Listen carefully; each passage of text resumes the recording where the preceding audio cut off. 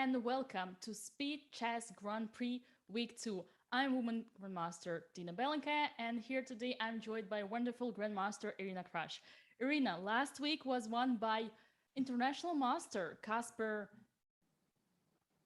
Drozdowski, and even though the Swiss tournament was won by the one and only Hikaru Nakamura, he couldn't participate in the knockouts. So apparently Hikaru will be playing today as well. Irina, what are your expectations for this week too?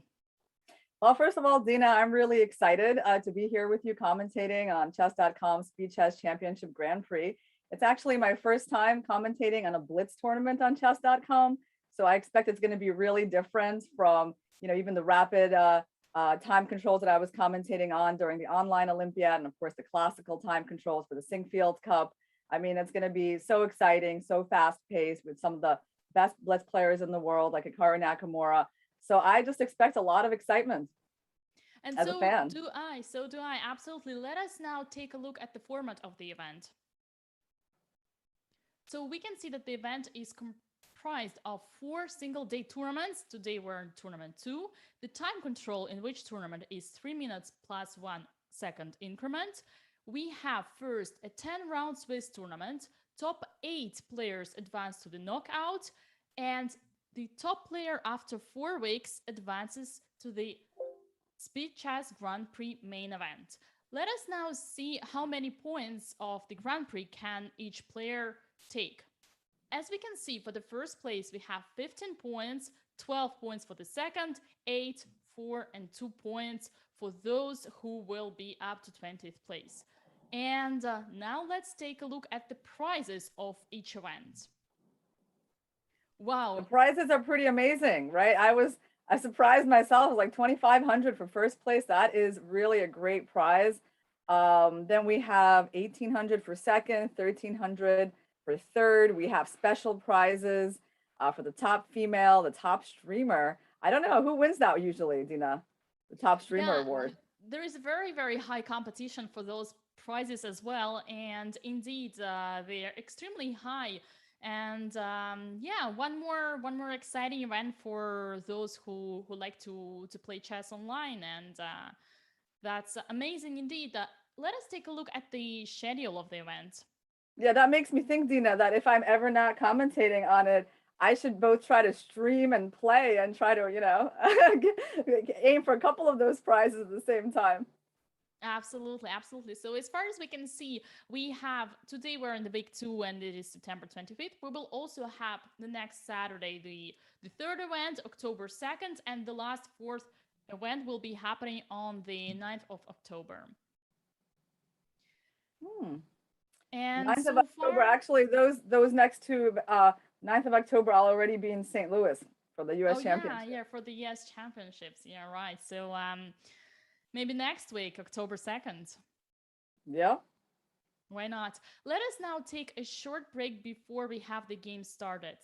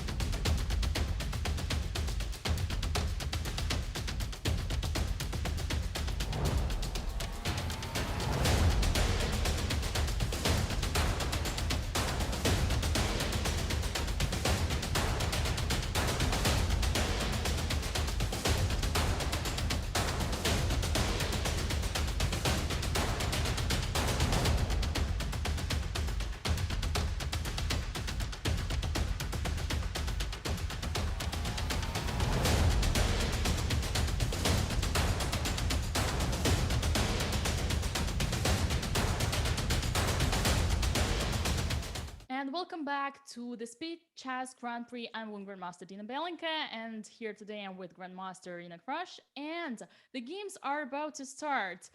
We already mentioned that the event is gonna be super exciting, and Irina, who do you think is the favorite in this week number 2? Wow. Well, it's really hard to say, Dina. I mean, I'm just taking a look at the list of players, and we've got um, so many famous players, so many young, strong players. I mean, it's really hard to say. I probably have to study and do my research like very thoroughly to make a good prediction. So I'm not ready to do that yet. I'm sure one day I'll be maybe more of an expert on the favorites in the Speed Chess Championship Grand Prix. But for now, I mean, I'm excited to see the games of like players like Noderbek, Yakuboyev, and we have Jeffrey Xiong, Andrew Tang, Badur Jobava. I mean, there's so many Andrakin. Like we have like so many strong players, and I think it's just a really cool event. Actually, one thing that I really appreciate is like how much stronger the speed chess tournaments have become, after the pandemic, and they've really, connected like, even more players around the world, and it just become like a really top weekly event. So I'm just looking forward. Oh, there's Chess Queen. That's great. We're gonna root. Are we allowed to root for anyone? I won't Yeah, say I anything. think so. I think so. That is what we are here for. Yeah, absolutely. And here on the screens, we have Chess Queen, as you mentioned, facing Andrew. Is she facing Andrew? Tang. Yeah, that's correct. Penguin. Wow, that's amazing. Let us follow this game. So, what is this opening so far? Well, I have no idea. Actually, looking at this structure, I cannot even tell you what opening it came from. Is it E4, E5? It would be some Berlin or no? Oh no, it's not, right? So there's no Yeah, we um have this G6 move number 3, some kind of a system, and why not in playing Blitz, especially online, systems become more and more popular. yeah, this is quite a popular system. Okay, I don't know. Very tricky. Line chosen by Tang. Yeah, I think he got it's definitely a very reasonable position because of that light squared blockade that he has, and he has the bishop pairs. So obviously, he's not in any trouble at all. In this end game, I can see his king having possibly a pretty good square in f7, unless he's going to castle queenside. So at the moment, yeah, I do like Black's position. Um, long term. But White has this, Black's not completely developed, so I wouldn't say anything is that clear yet. Yeah, they are. Here we have G5 attacking the bishop. Now, the question is where this bishop will get retreated, and I'm a little bit worried that black pieces can take more space here on the king side. Yeah, I'm thinking. I mean, Bishop D2. Yeah, because they couldn't really afford to go on the other diagonal because after F4 they would be just completely blocked. So Tang is playing aggressively, I gotta say, with the pawns. Look at the way he's just challenging all of White's pieces every single move. Yeah, and Yeah, look no, at I don't those like pieces. Alexandra's position here. Look at this knight on a3. We know that the knight on the rim is dim, and here it is, almost zero squares. There is b1, but that doesn't count. The only active piece for white is the rook on h3, and yet there is this open file, but you cannot really use it. I mean, the only thing you might improve about Black's position is putting the knight from e7 to e6, Um, but there's other options for the knight as well. And so he obviously just found one. He might be going to f5 or g6 to attack the pawn. I mean, White's probably going to castle long, right? That's what she did. So the knight can't move because of bishop f4 tactic. Black castles as well. Yeah, Black is just completely positionally dominating here. Yes, that is true. So the only problem is for now the bishop on f8, but we know that bishops sometimes they play from their own place. Mm-hmm.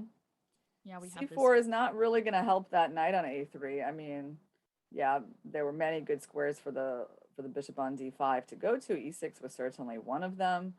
And now I can expect him to go just knight c6 really soon and attack the pawn, knight c6, bishop g7 at some point. Um, I mean, the e5 pawn is actually quite hard to defend. Yeah, probably is gonna fall. It's hard to come up with something. Maybe bishop to c3 later to protect the e5 pawn. Then you try to do it Mm. with the rook. on E1, but it's super passive. Also, watch out for these two pawns, F4 and G5. Could become a queen one day.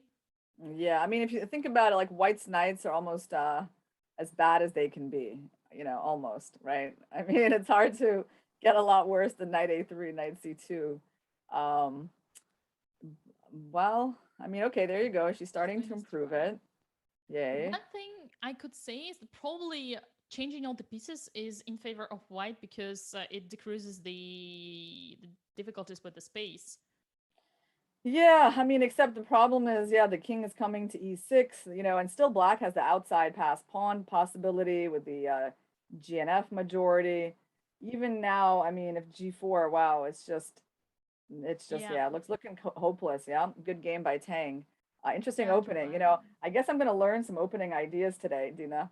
Um, Absolutely, there's gonna be a lot of them. Here, let's take a look at the other game that is still go in process. We have Vidit playing with white pieces against Badir Ozen, and look at this position. Isn't that our favorite Queen's Gambit accepted?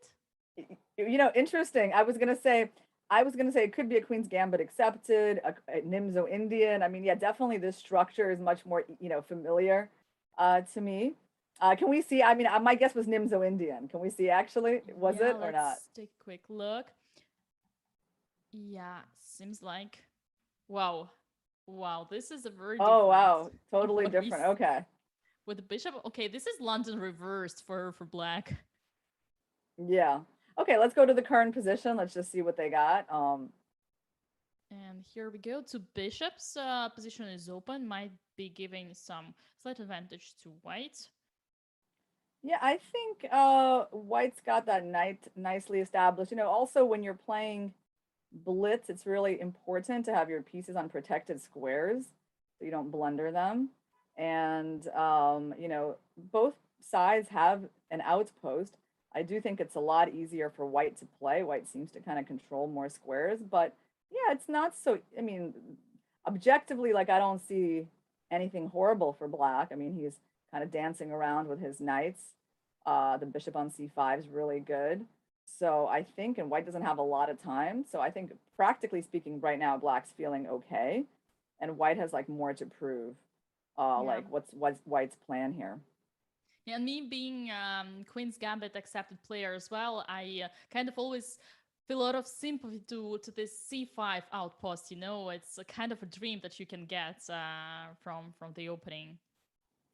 Yeah, in my tiebreak game with Humpy in the online Olympiad, I got to use that C5 square outpost, and it definitely helped.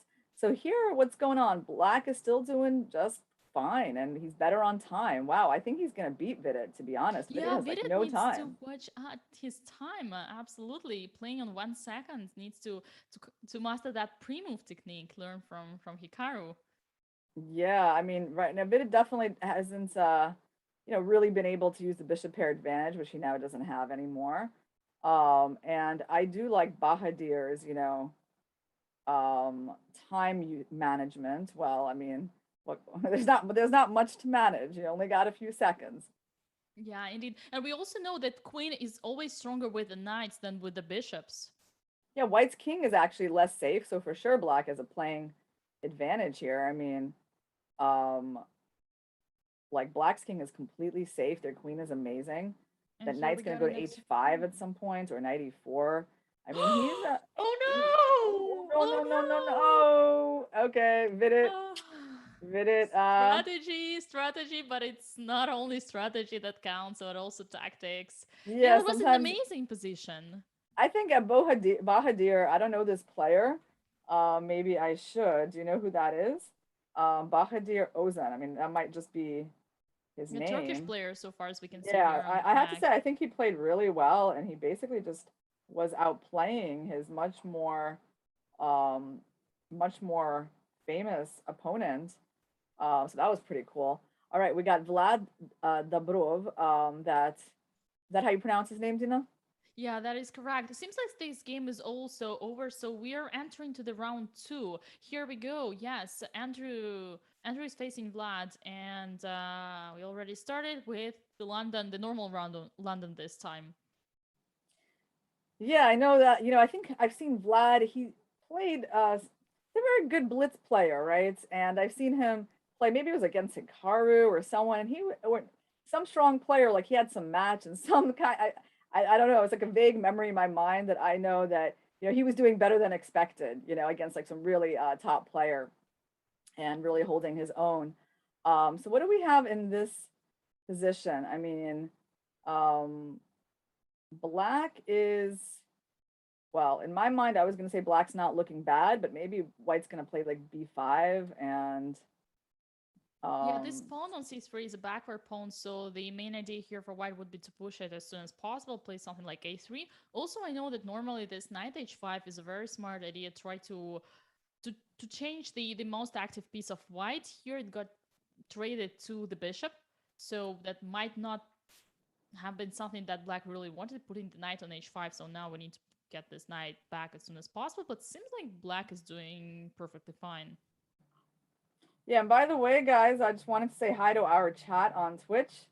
I do have that open, so you guys are welcome to talk to us. And we got Tulse saying, "Love your energy, Dina." So we got Thank you. some nice comments in the chat. Thank you guys for that. And okay, so what do we have in this position? The knight on h5, is it going to go back to f6 shortly? I guess it will.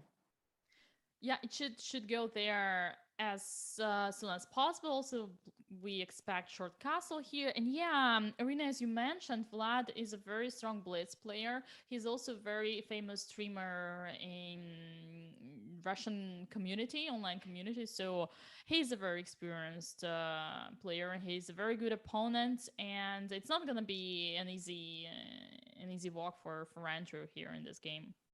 Yeah, Black, I think, has managed to get a very decent position from the opening. I mean, yes, he still needs to develop the bishop on c8 and to figure that out. And I think White will play c4 is my guess. I mean, it's kind of hard to do without that move.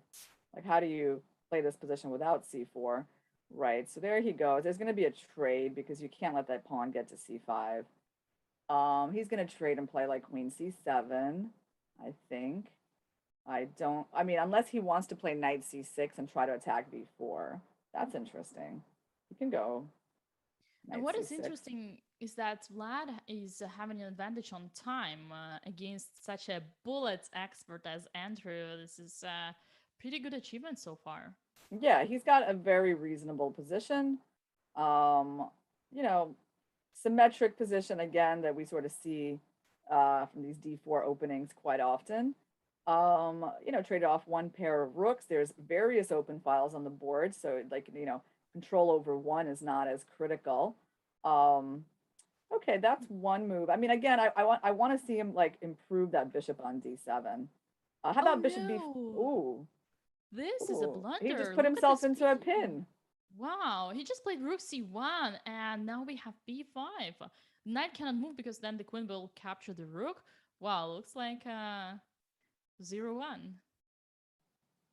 Soon to be. Well, of course, Andrew will continue. He will find some ways to put some difficulties, and Vlad will still need to convert. But almost 2 minutes for a blitz game. It's a Yeah, very decent great game advantage. by him. I mean, that was a really bad blunder by Andrew. And maybe we could go see another game. Let's see Yeah, that is a who good else is idea. playing. I mean, but Vlad, nice stuff from him. We have waited here on the second game facing. Jeffrey's already got 2 out of 2. All right. How about Hanzo Hassad? The young player No Derbeck. Do you want to see him? Yeah. He's Let's take a Hanzo. look here. We Or have. like Exotic Princess. I have to say I like the name Exotic Princess and knowing that it's not actually a girl, it's Badur Jabava. Oh, what a nice name. Yeah, exotic princess is facing Arthur Gabrielan, and here we have Noderbeck with black pieces on the screens facing Moro from Italy. Interesting position. I mean, who's better here? Ooh, H4. Really, really. Like that's supposed to be dangerous. That feels dangerous for white. That kind of move. I mean, I feel like white's king is in kind of more danger here, so I would take black. Although it's interesting that he chose queen e6. I mean, yeah, I mean, I guess his endgame is very pleasant. I'm definitely getting very concerned for white and his king safety and the dark squares and like what that pawn is doing on h4, I think that wasn't the best blitz strategy from white. Yeah, absolutely. Look at this queen now on g4. All black pieces seem to be way stronger, way more active than white's. And yeah, here white needs to hold on, trying to hope for some escape. Look at this rook on c2. We know that this is the paradise for any rook, a dream of any rook to come to this second, either second or seventh rank. Yeah, you're already thinking about sacrificing something on f2. You're thinking about bishop d4, right, Dina? Bishop d4 looks like a pretty, well, bishop d4, yeah, on rook e8, you go king h7. So I think that works. So bishop d4 was the threat. Okay, queen d3, good defense. Now we got to calculate the tactics. Or maybe we don't even need to Yeah, calculate when we can grab the yeah, pawn. that's smart. Don't calculate anything. When I calculate, I just start to make mistakes. Yeah. Wasn't there rook takes f2? Oh, Well, it's too late. It's too oh, late. Okay. conservatively, he went for the end game. He just plans to win the end game. I guess that's good. I Yeah. guess it's a smart decision. I mean, he's gonna win the a2 pawn. Yeah, probably king g6. And no, he decided to trade. Well, either way, here we have two connected pass pawns and more than enough. How about exotic princess? He's still playing. Let's go see Exotic princess we what he's have doing. here. Facing Artur Gabrielian from Russia, and ooh, once again, this rook on d2 is so strong. Wow, Incredibly so strong. he is definitely winning. He's got an amazing rook. He's got an extra pawn. He is going to have a better king. Oh, well, that move, wait, Somehow maybe, computer doesn't like yeah, this computer doesn't like it sequence. for some reason. Oh, probably because I the guess that's f5 the pawn is reason. That's the falling. reason. Yeah. Oh no. That was a imperfection. Yeah, pity. Okay. Wow, that's a big move, you know, because g4, king g3, I mean, is nothing for black.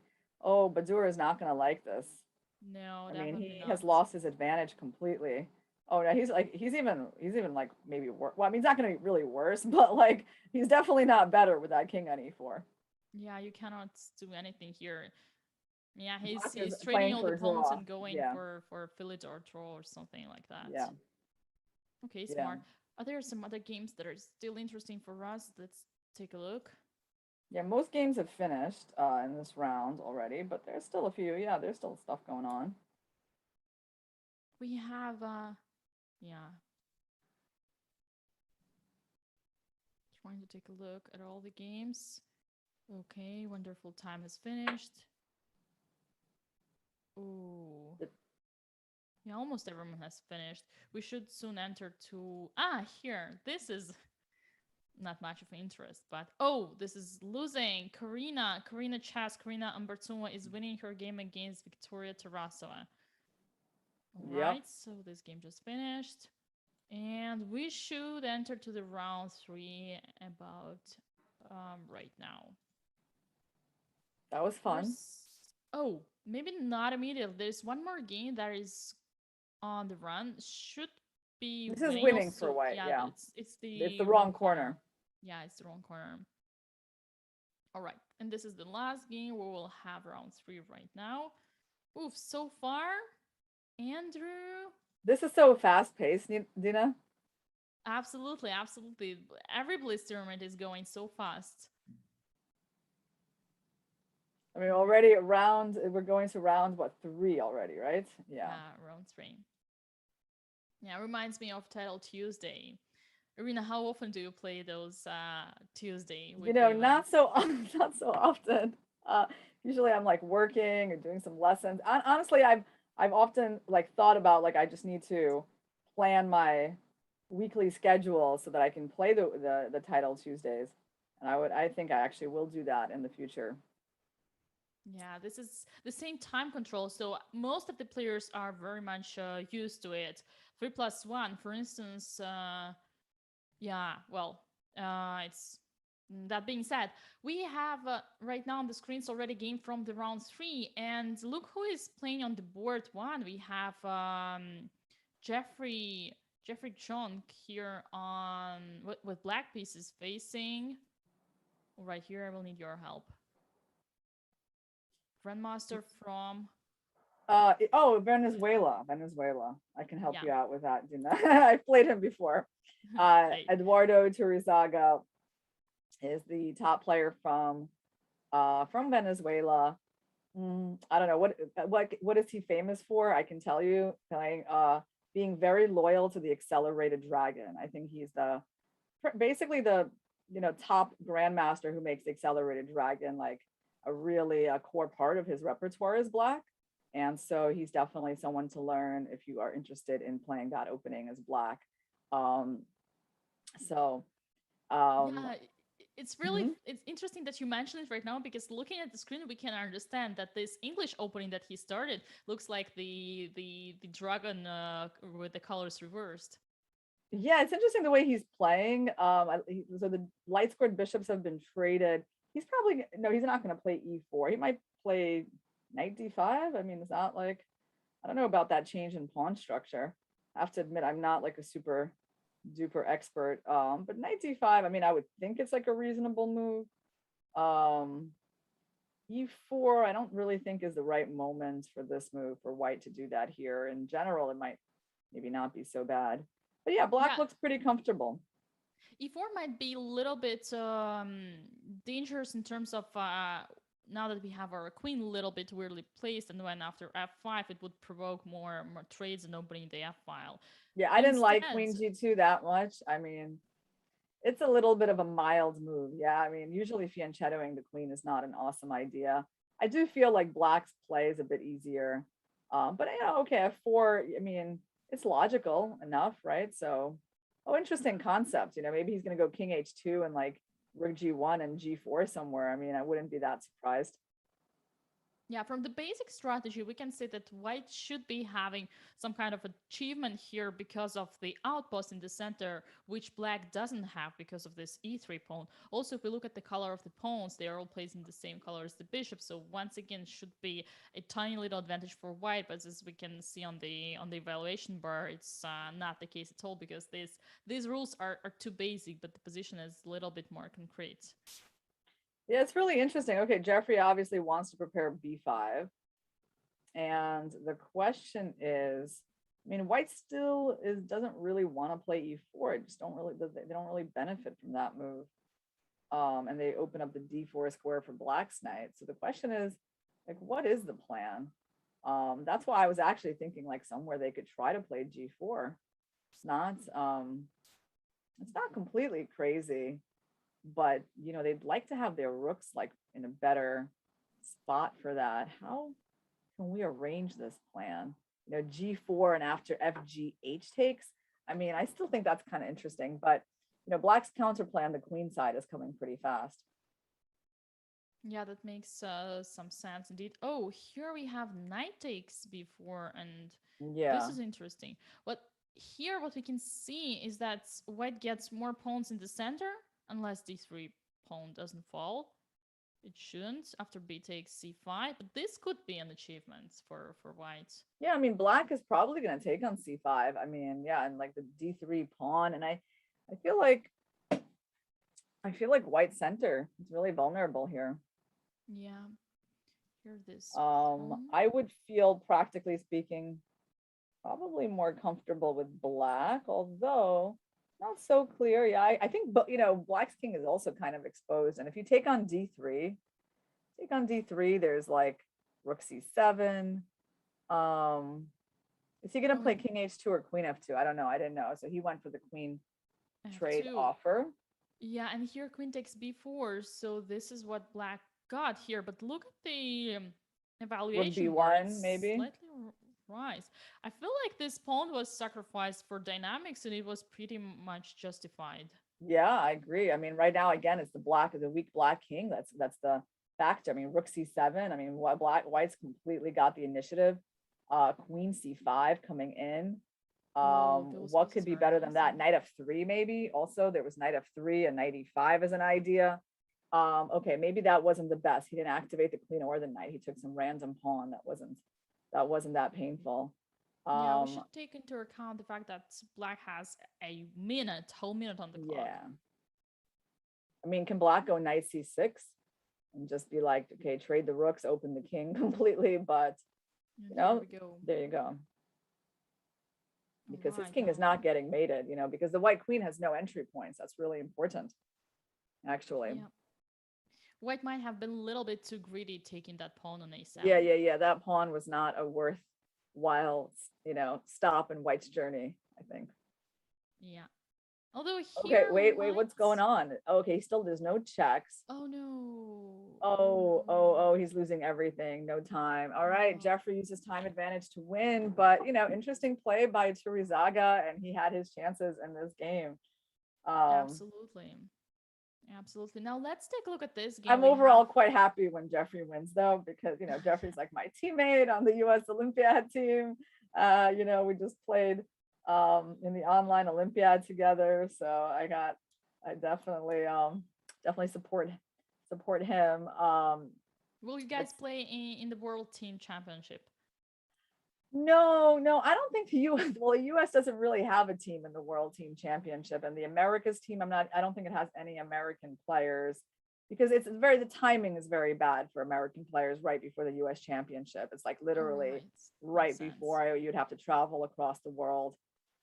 Just not much time, and that explains why we're not fielding American players in this very interesting event. Yeah, that makes sense.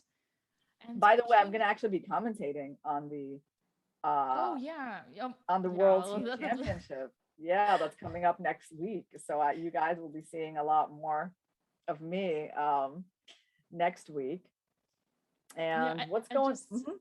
I just realized that we'll be actually covering this event together. Oh, good. Most of the time. So now I understand that my question was about the tournament was funny. So this is an interesting position. White has just too many pawns, I guess, right here. Rook and 3 pawns for the 2 knights. Yeah, that is that typical example where the rook dominates the 2 pieces because of those extra pawns. So sometimes we're used to the fact that 2 pieces are always stronger than the rook.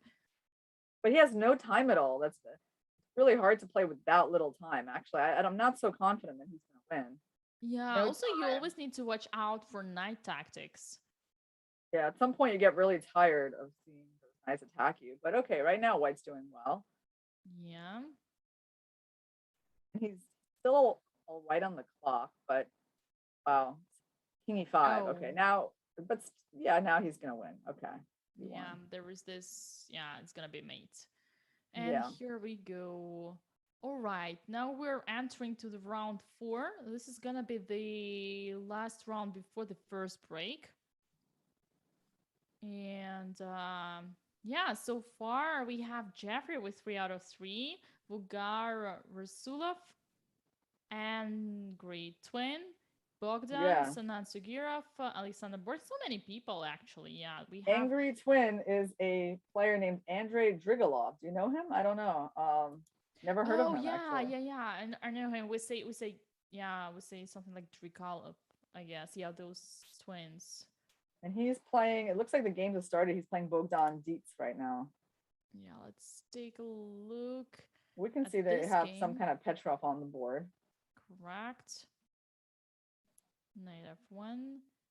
And so far must be theory or something close to it. So how many people are on a perfect score? We got 10 people who have a perfect score right now.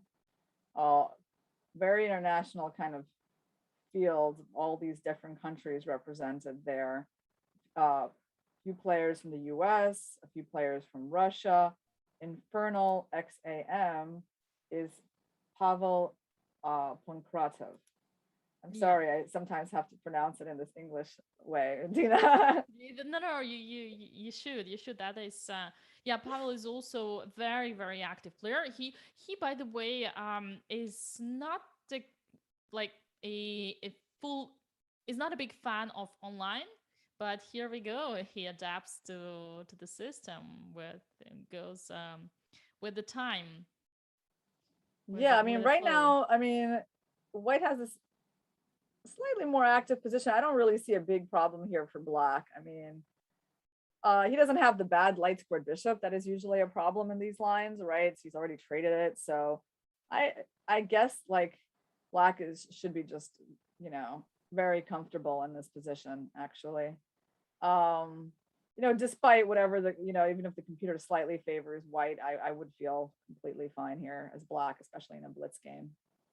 Yeah, I totally agree with you. Would you like to move on to some of Yeah, the games yeah. that have more action? Let's Which one let's would you see what like you want to to? see what Jeffrey's doing. Let's see Yeah, who's he playing. absolutely.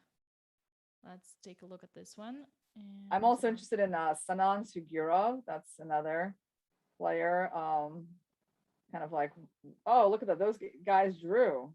yeah, we Yeah, well, we chose a good time to move on. right. And okay, Jeffrey. So who is Jeffrey playing against? Is he playing? Okay, here we go. Jeffrey is facing Pavel Pankratov, I Oh, guess, okay, judging cool. by the photo. Oh, And that's an interesting position. I can even tell you what opening this was. I'm going to make a guess. I'm going to guess this is the Budapest Gambit. All right. Yeah. Is it? Correct. Perfect Yeah. guess. Because you cannot get Wow. this structure just from nothing. The rook has to come out from a6 somehow. So that's interesting. Wow. That rook lift, amazing. Amazingly played by black. Pretty typical, as you say, right? Yeah. Whoa. Okay. And all right. So wait, he's putting his opponent under pressure, apparently. I mean, white's king. I mean, by the way, it's always very scary whenever there's like a rook lift, and it's not like white's winning the game in any part of the board, which you would expect to have some compensation somewhere. I mean, okay, white has an extra doubled pawn on the a file, but it's hardly enough.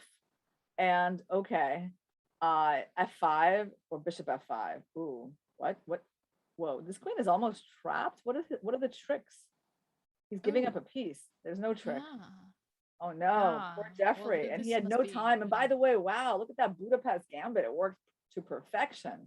Yeah, I'm so much amazed by this rook lift. Also, it makes your bishop on c8 be able to play from his own position. Yeah, it's like it's one of their tricky points of this Budapest Gambit. But I mean, yeah, nice job by Pavel Pankratov. I mean, was carrying out the ideas of his opening, having a huge time advantage. I mean, he was obviously, he just won through better kind of preparation for this position. Yeah, and I remember Pavel saying that I think there is almost no single opening that exists that he never played in his career. So yeah, well played, and he won. He won his game. Let us move on. We have so many more players. We have here Alexander Shimanov with white pieces facing Sanan Sugirov, two Russian players of the same generation. They know each other pretty well. And look at this d3 pawn. Wow, what an amazing pawn. I'm trying to guess what opening this was. This must be an English opening. Can we see? All right. Let's see how Irina does with guessing. Oh no, this is something that Adiban the Beast is famous for. 1b3. Oh, okay. But it gets into something. Okay. Oh no. Yeah. Well, I mean, somewhere, yeah. This is what I meant. Like, this is the type of thing that I was meaning. That looks like. Yeah, I would also say like Volga Gambit reversed, or with the Banco Gambit. Yeah. All right. So black is doing pretty well, as we see with that d3 pawn. I mean, white's definitely on the back foot dealing with that pawn. How's the time situation? Okay, we have 28 seconds for Sanan and 53 for Alexander. It's black is doing okay with it time-wise, and certainly very big advantage. Once this pawn, such a strong pawn, is like a piece. It's like an outpost sometimes. Yeah, I mean, I wonder if he's gonna like trade on b4, play like knight d2, maybe trade on d4. You can even trying to trade pieces would be definitely in white's favor here. Or maybe even like trade on b4, take on e4, and then like, okay, so he did go for this knight d2. I mean, I'm thinking like it's not so bad for white right now with the blockade. We know that knights are good blockaders, and like rook b1, yeah, just activate. I would think that white should be able to make a draw here. Yeah, it seems like black's advantage has decreased, and look what is happening now. He didn't take, he couldn't take on a2 because of rook a1. Yeah, that's why that pawn was not captured.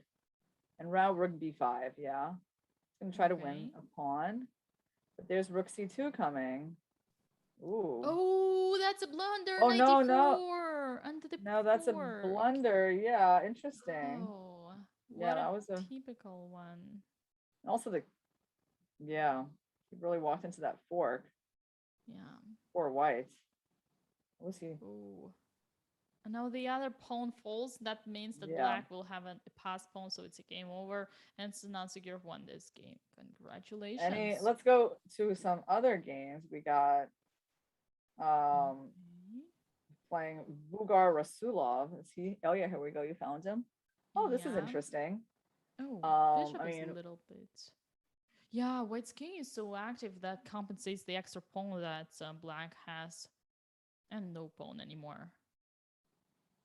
Here, I would say white is better because of the knight tactics. yeah. But should probably not be enough normally. But yeah, He's white still will show some trying. tricks. Yeah. Yeah. I wouldn't be Ooh. surprised if white wins He had a this cool game. checkmate trick there. I mean, wow. So he's really making it hard. I think white's, I'm gonna make a bet that white's gonna win. Yeah, me too. I would definitely do the same. Also, Alexander is a very strong bullet player, big specialist. That pawn on h5 is an achievement. Yeah. Right. The only hope here But no, has is black the is 50 mil defending through. well. Black's defending great. Yeah. But it's good that white is trying. I mean, he should be trying, but yeah, he doesn't have anything to work with anymore. I mean, if he's not careful, he'll lose a pawn. Like right now, he's gonna lose the pawn. So now who knows? Oh yeah. Wow. Yeah, now he's just playing Wow, for a wow, wow. draw. He needs to hurry up and make that draw. Oh no, that's a piece. Oh Oh, see, my. look at that. Look at that, Bortnik. Oh Wow. wow. This is, sometimes it happens to you, like whenever you are too greedy, you don't want to get a draw in the drawish position. Sometimes life can punish you. Yeah. No, Sometimes I you mean, can say I'm this not, is what you deserve. how this works out. I mean, white really at some point was starting to go all the way with his pieces to the queen side and putting that pawn in h5. It got a bit weak. So Here, what is interesting, like objectively speaking, it is still not over for white, because this corner is of the wrong color compared to the bishop. And I think I have been commentating on some of the games in Women's World Cup. I recall something like Bibisara Sobaev against Ekaterina Lagno, and there was some kind of same position. There are so many stalemate ideas here, but no, unfortunately, it's a game there's over. also a good checkmate idea. Yeah, and this is what happens. And here we go. This was the last game of the round 4, which means that we will take a short break right now before the round 5 and be right back to you very soon.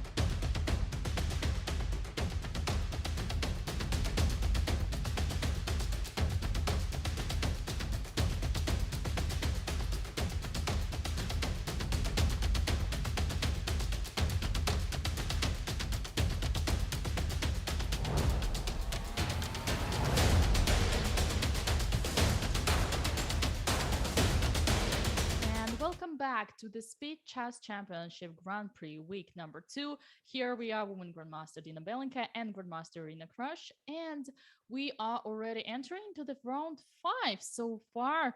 Irina, how many leaders do we have? We have 4 leaders, Dina, at 4 out of 4. Alexander Bortnik, who just won an endgame where his opponents overpressed. We got Infernal XAM, who just won a great game in the Budapest Gambit against very strong Jeffrey Xiang. We got Dmitry Kolars from Germany. Not a player I'm as familiar with, so maybe we can take a look at some of his games. And Sanan Sugirov from Russia, actually from Ilista, Russia, right, Dina? Yeah, that is correct. The former chess capital back at the times where we had a future president from Alista. And here we go with the games. All right, Irina, as you wished, we have on the screens the game of Grandmaster Dmitry from Germany. This is a typical Rui Lopez so far. Yeah, it's an open Spanish, and instead of playing D4, Alexander played Rook E1. I'm less familiar with this move and this whole position, so let's see what he gets from the opening. I'm guessing. I mean, what are you supposed to do here? Take on C6 and take on E5, or play D4? Yeah, there you go. So is it going to be like some type of Berlin endgame if White takes on E5 with the pawn? They'll probably take with the knight. I don't know, knight E6 here. Knight Yeah, it E6, probably looks knight takes E5. this Yeah. very very similar here. Okay, we have 96, and yeah, I would say pawn takes.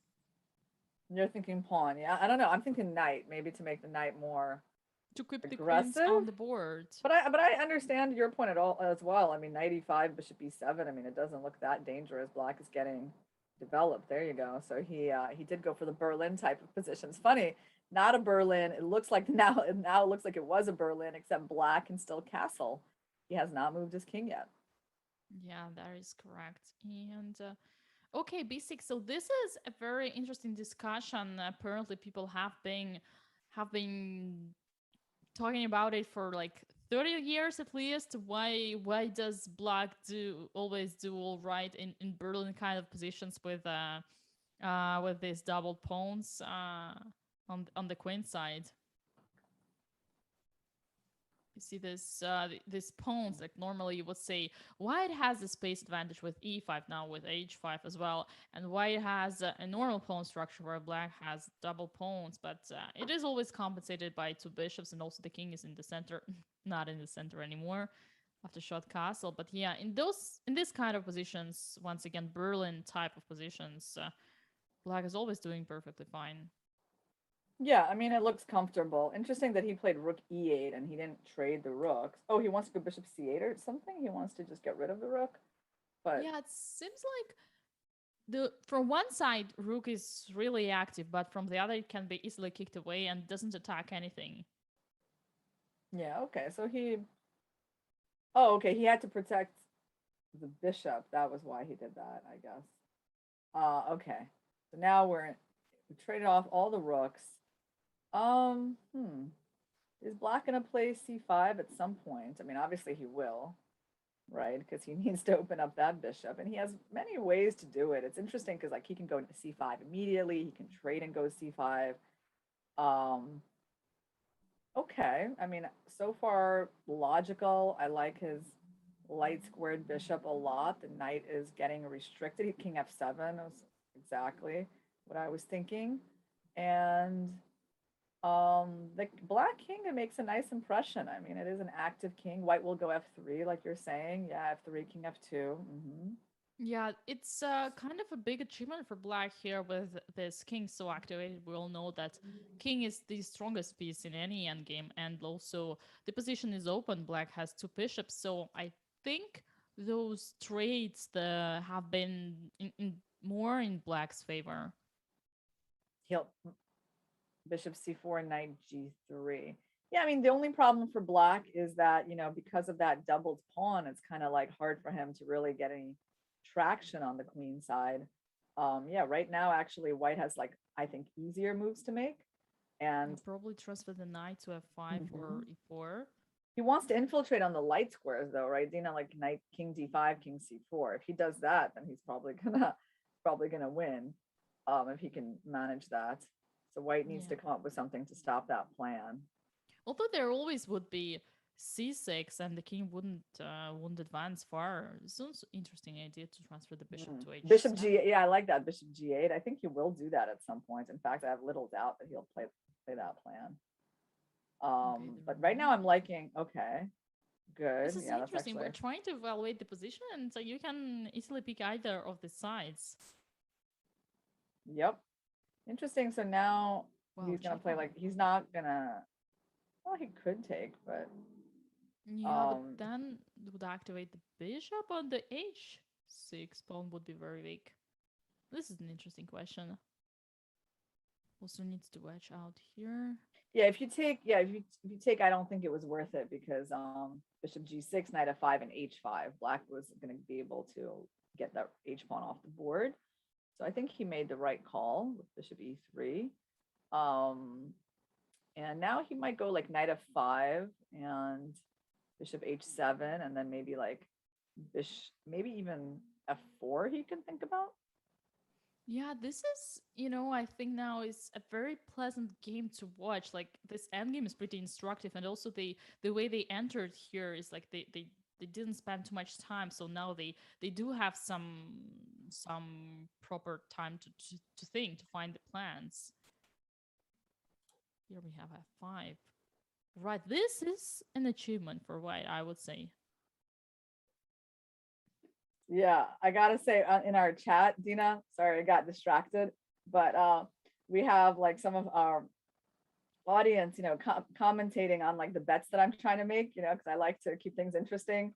Um, and one of them said, I wish chess.com would pay Arena more for commentary so she didn't have to resort to these get rich quick schemes on the stream. And I think that's hilarious upon March Destroyer. So I really appreciated that joke.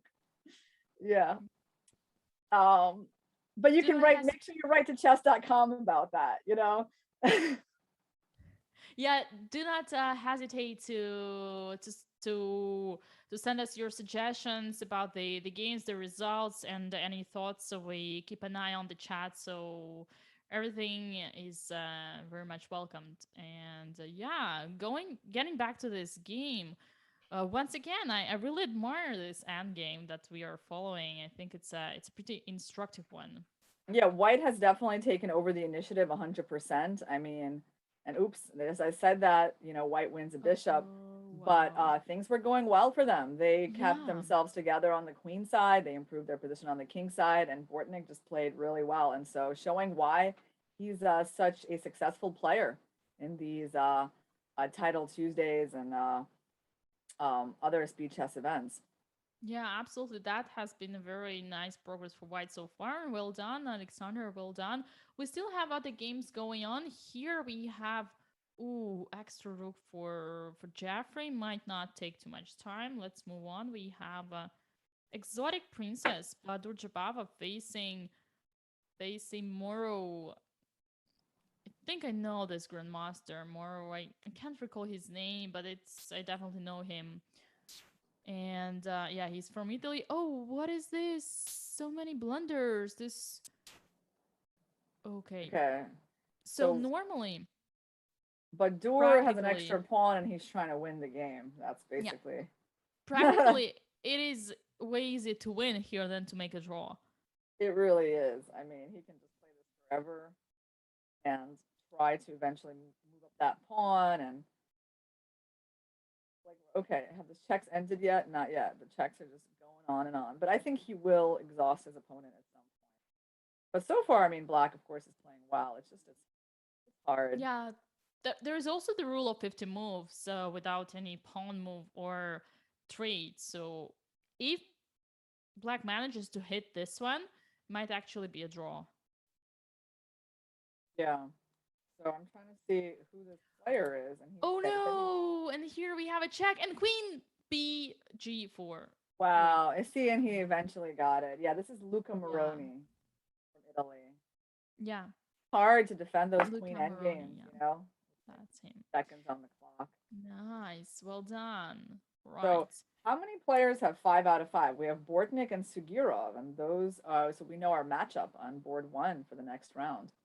That's correct. We still have one more game in progress, and this is some kind of bishop's endgame with an extra pawn for white. Terrible, International Master Terrible from Peru. What do we have here? Yeah, I mean, so far Black is holding his fortress. Correct. How White's many? king cannot pass. They have 3 points. I'm going to try to find who they are. Manticore is actually, who is that? That is from, I guess, Urazayev. And I'm thinking, is that Kazakhstan or is that Kyrgyzstan? Kazakhstan. That flag, I cannot. Kazakhstan, correct? Kazakhstan, yeah. He's from Kazakhstan, and his opponent. How is Chess Queen doing? She's doing quite well. She's got 3 out of 5. Maybe we can look at who are the famous women players in this tournament. We've got draw in that game so far. So before I answer your question, we should start round 6 any second. And yeah, very good question for female chess players. We definitely have our favorites here in the tournament.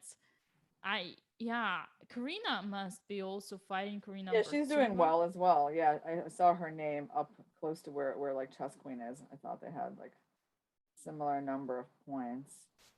So Chess Queen, she plays all these events, right? Yeah, she is very much involved in.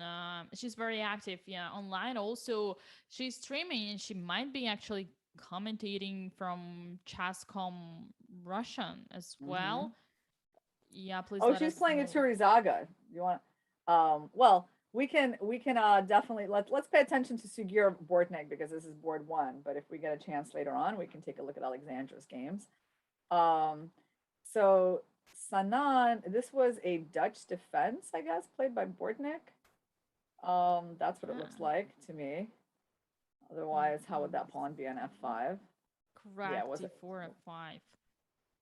And here we got the Dutch defense. Very interesting setup for Black. Not usual, in fact, because normally you expect something like, no, you don't expect G6, but you expect D5.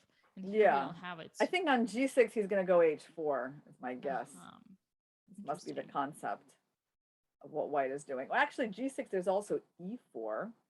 There's also E4, makes some sense. Okay, H4, there we go. Yeah. He's going to go and sack the exchange and go H5 next.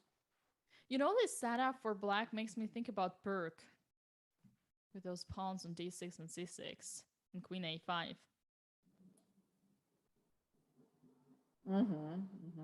If only if you put this F5 pawn to F7 and bishop to G7, then it would be perfect Burke. Okay, we got this. Oh, interesting. He didn't play H5. Yeah.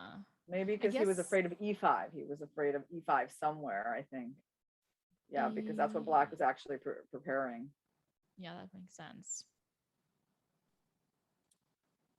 All right. So Black is trying to renew the threat of E5. It's like really one of his main idea at the moment is just to get that pawn in. And how is White going to stop this plan is my question. Yeah, in the worst case, you can start with putting this bishop from F4 somewhere away, at least not to blunder a piece. But definitely doesn't stop the idea in general. How about trying to use the weakness of the diagonal? Like, let's say you put away the bishop, then once Black plays E5, you take on F5 and you play bishop C4, and you say you got a center, I got the diagonal. Yeah, I have to say I do like Black's opening play here, and I think, he just managed to set up like an unknown, complicated position, making his opponent think, and like, okay, and see what White came up with a pawn sack. Interesting, just to draw the queen away from the E5 square to delay that move. Was that really that good? I don't know. Now they're in the end game. Very creative indeed. Now Black has an extra pawn, but white has some kind of activity here. Also, black is a Yeah. little bit late with the development, and white should find a way to use it. Yeah, it is like, to me, the compensation, I guess it's not, I mean, it's there. Yeah, you're going to trade on h8. You're going to go rook h1, maybe rook h7 and knight g5. It's like black would be really good if he just had like maybe one extra move compared to what he has right now. Okay, but bishop f6 was good, controlling h8 and g5. And he needs to just play knight b6, get his pieces out a little bit, and then he's just going to be doing really well. Yeah, g4, good point, Dina. This move. What's he going to do? King f7? King f7. No. That wouldn't make any sense. Well, it was possible, but yeah, no, knight f8 looks probably better. So he wants to go just bishop e6 or bishop d7. I'm trying to think of what did white gain after this trade. Certainly, these d6, d5 pawns are pretty weak. Yeah. In fact, black has two doubled pawns. This is curious. I mean, it's interesting. The computer is saying that like this is pretty good for white, but I mean, I don't think the compensation is that obvious. Like, I feel like it's easier to play for black for sure. Oh, That's a wow. really Look at interesting this. move. Yeah, look at this maneuver. It's very strong strategical idea to transfer your knight. It probably was, yeah, to f4. Amazing. Now, needs to be careful with g5, but doesn't plan to do it right now because of bishop f5. Yeah, the knight on f4, really like it. That was creative, but it cost him some time on the clock to come up with all of these things. I mean, white's done a number of unusual things in this game, like sacking the b4 pawn, the knight retreat backwards. And I don't know, from a practical point of view, of course, okay, he's going to win that pawn. Yeah, Yeah, that where's is a there? good achievement so far because not only you get good pieces and good pawn structure, but you also get back the material. So now he's giving up the material. He wants to go like king e7, and then knight b6. And white wants to go c4. He's going to go c4 if he can. If he can, he couldn't. He probably because of knight b6, but he wanted to do that. Okay, white's better now. Of course, he got the pawn back. Now he has the bishop versus the knight, so he's got like a bit of a practical advantage here. More Yeah, space absolutely. in the center. Also, one of the interesting plans could be one day, I don't say now, but play g4 because you know what is the biggest strength of playing against double pawns is that you decide yourself when is the right moment to undouble them. Yeah, that was good. I like that a4 move, and then now he's going to win that pawn.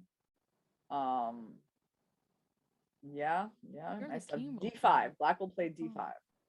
Oh yeah, d5 to stop c4 and Kind of have to. I mean, otherwise, I think c4 is too annoying. He's going to play c4 now, no doubt. Yeah, letting yeah. white play Ooh. c4 was a bit of a little bit of a advantage for white there from that advance, and white's better. Okay, wow, Oh, white this is is better. C5. Oh, that's getting bad now. Yeah, that bishop is amazing. well, Miss so much tactics Tagirov is here. playing well. Yeah. And now he's actually up on the clock. King b3, he's going to win. He's going to take on Wow. c4. Oh, he didn't take on c4. Okay, well, that's fine too. Very impressive. Yep, he got it. He got the game. Completely winning end game. Really interesting game, like really good fight. And you can just feel like these two players are really both good. Oh, the famous Bordnik trick. The Oh, does he famous do that? trick. Does he do that? He did that on purpose. I'm 100% sure he did that on purpose. Did you guys see Rook A1 hoping that well, in fact, even if you pre-move C7, it would still be winning because after Rook takes C1, there would be C8 queen. Right, didn't help here. Nice game. Nice game by Sanan, who takes the leader position a little bit more than halfway into the tournament. We have a lot of games finished, I guess, right? Because this game took a while.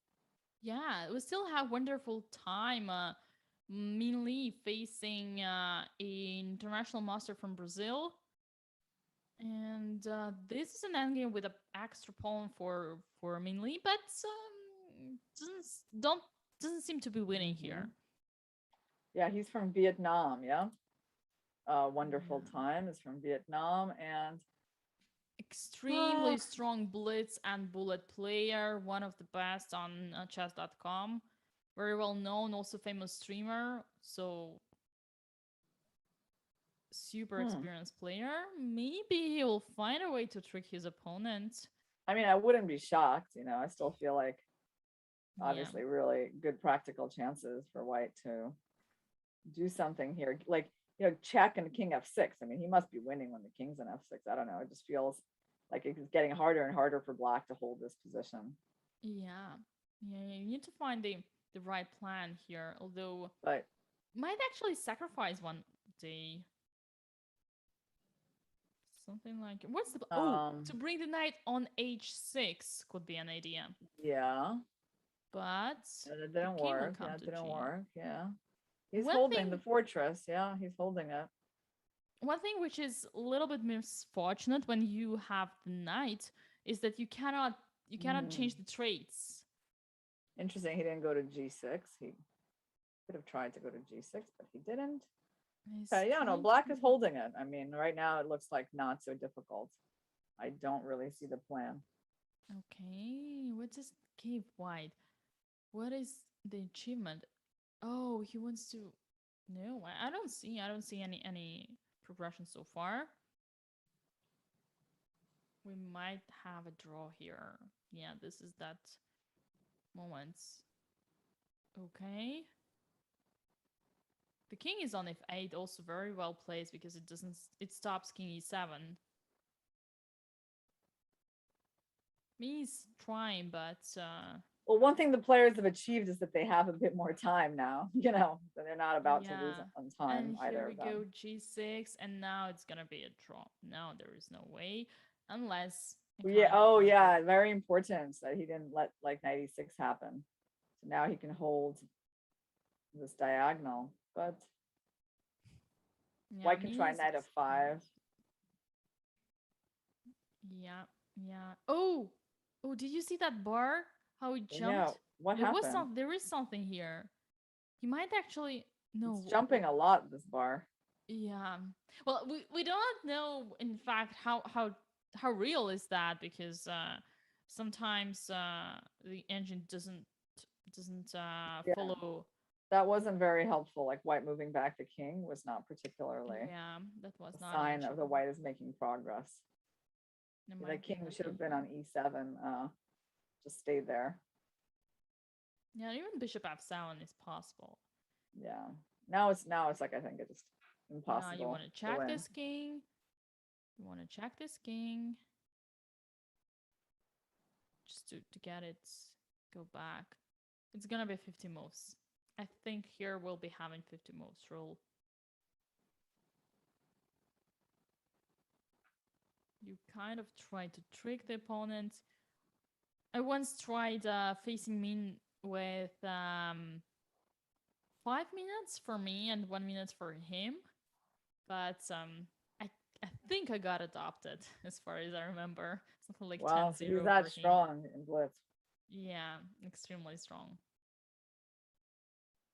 Okay, here. Where do you live, Dina? I come from St. Petersburg, and you also come from Soviet Union, right? Yeah, I was born in Odessa. Okay, yeah. It's now Ukraine. I think we are entering to the round 7. Yes, this was round 6. Correct me if I'm wrong. We have 6 out of 6 Anand Sugirov, the only leader. We saw his game. He won against Jeffrey. Was that? No, that wasn't Jeffrey. That was Alexander. Against Bortnik. Yeah. Yeah, that was Bortnik. Yeah, that's correct. Right. So, game should start any second.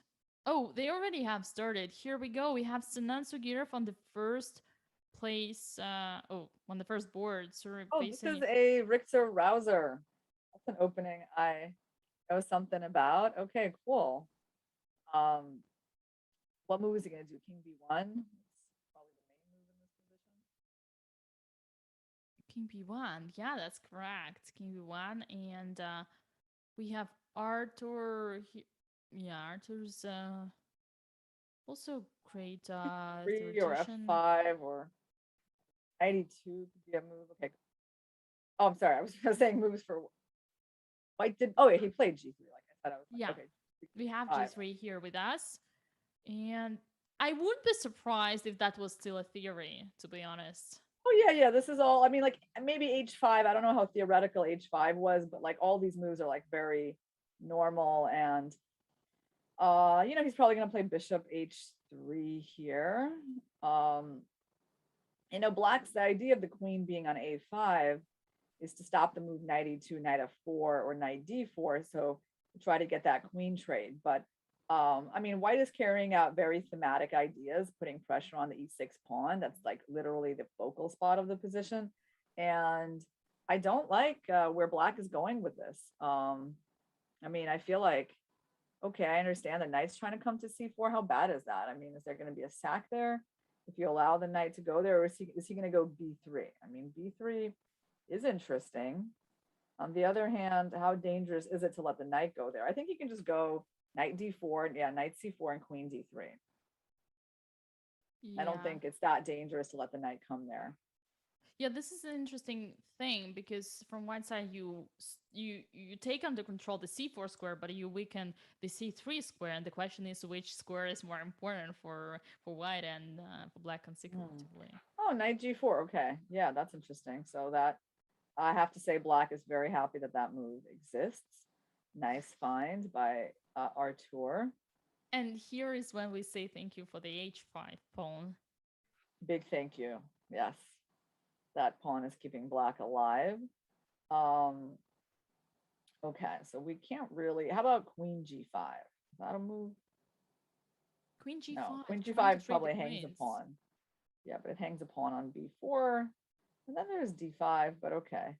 Um, All right, now Knight knight will come G2. to Ooh, f4. that's smart.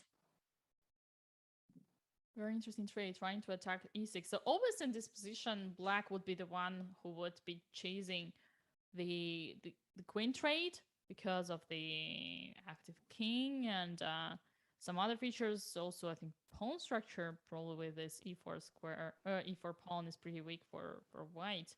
But this position is extremely concrete, so you kind of you try to give the strategical evaluation, but sometimes it really doesn't matter because here you really need to calculate all the details. It is hard to play for Black. Definitely, White has kind of accomplished more. And, Black is finding it very hard to make moves. Unfortunately, the king is stuck in the center. The queen is really good on the outpost, but it's kind of like it's chained to the outpost, right? It's not really there because it wants to be there so much. It's because it has to protect E6. Black is just trying to hold on. This is basically what we're seeing. And by the way, wouldn't be shocked if very soon there's some sack with knight f5 or knight d5. And obviously, Sinan is setting all of that up by putting the rook on e1. He's definitely looking at those kinds of sacrifices. Maybe they don't work yet, but he really wants to make them work. Yeah, they're And very typical for such kind of Sicilians. And I have to say, I really like this King F7. This artificial castle. Yeah, unfortunately, it doesn't help much black because objectively white is still better. But really nice. How we how say about that? knight of 5? He's gonna go a3. Our tour is, I think, doing a good job of just trying to like keep himself alive and like give white a little bit something to worry about. But h3 is nice and simple. Yeah, he's just pushing the knight. Like, where's that knight gonna go? H6 is not where it wants to go. And Sinan, he's playing simple. He's not going for anything fancy with any sacks.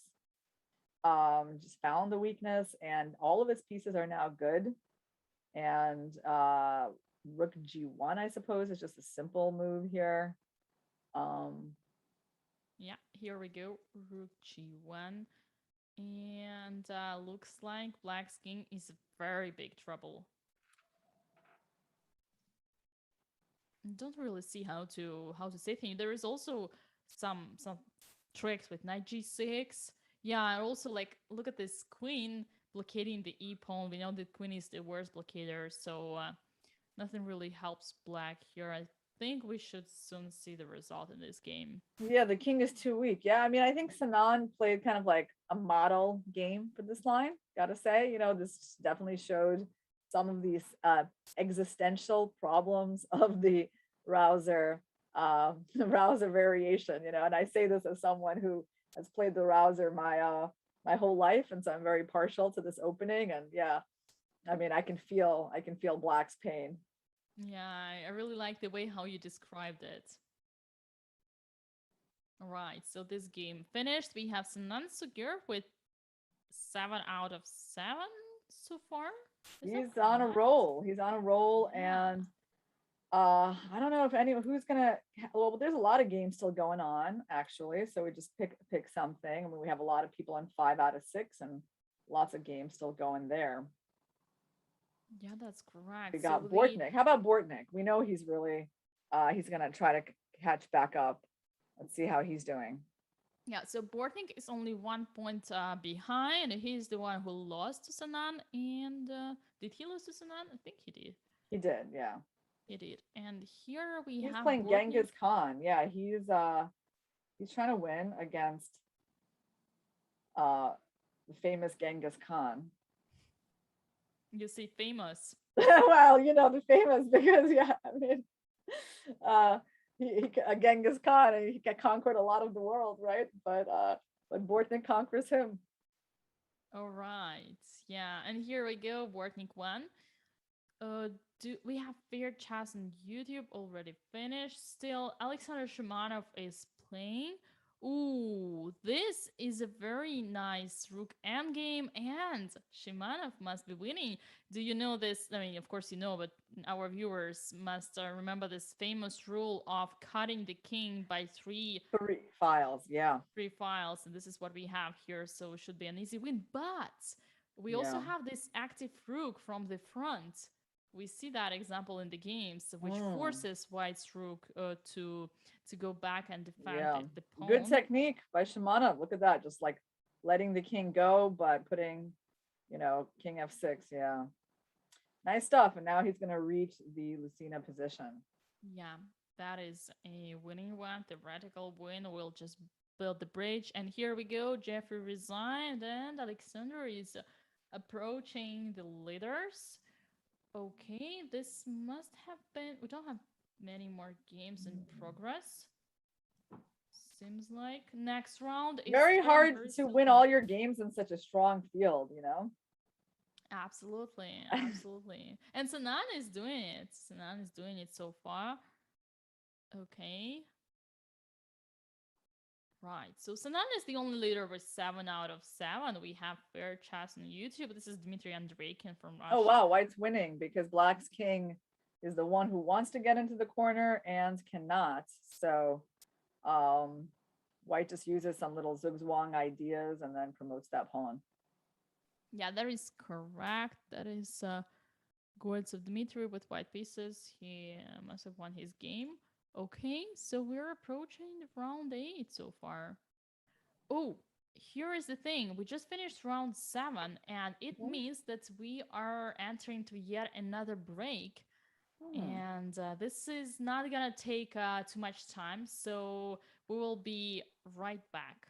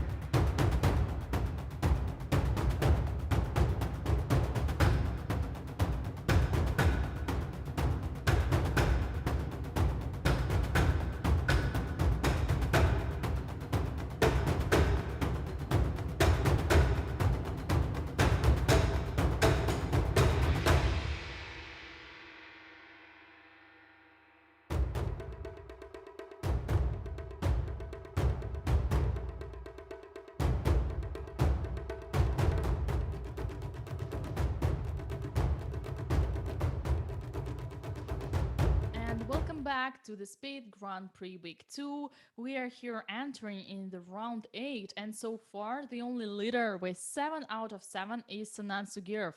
Wow, Irina, how do you evaluate his performance so far? Well, we've been following already a number of his games since he entered the leaders. Well, he's always been among the leaders, but now that they've winnowed out, we've been looking at his games last few rounds, and I have to say I'm really impressed with his play. I mean, I can see why he has 7 out of 7. Let's put it like that. I don't think it's too much luck. I think what I've seen so far is that it is mostly skill, and of course you do need luck, and especially in blitz chess. But Sanan is deservedly in his position right now.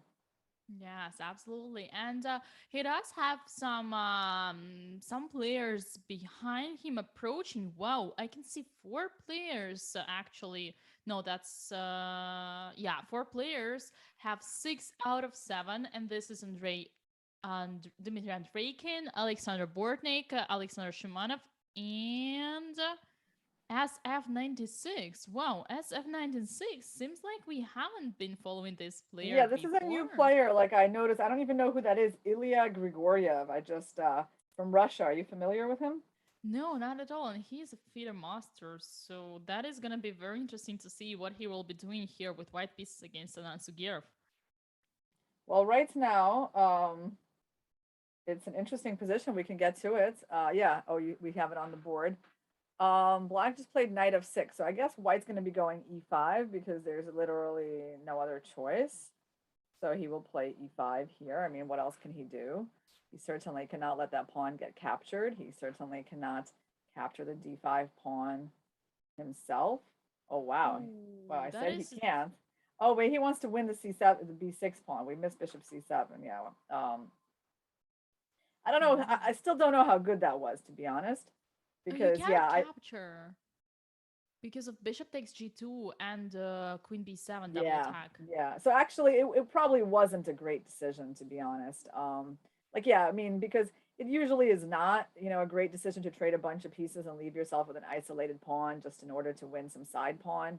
I mean, right, rook f b8, black is like totally fine. And from a practical point of view, I definitely like black's position. So I'm not a fan of where he decided to take this game from the white side.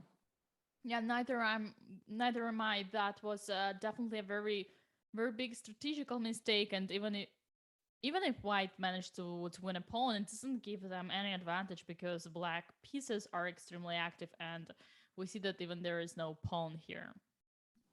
Yeah, that There was is no quite answer sad pawn. strategically. And now white has a lot of time to just cry over his position, inside, I'm sure he is.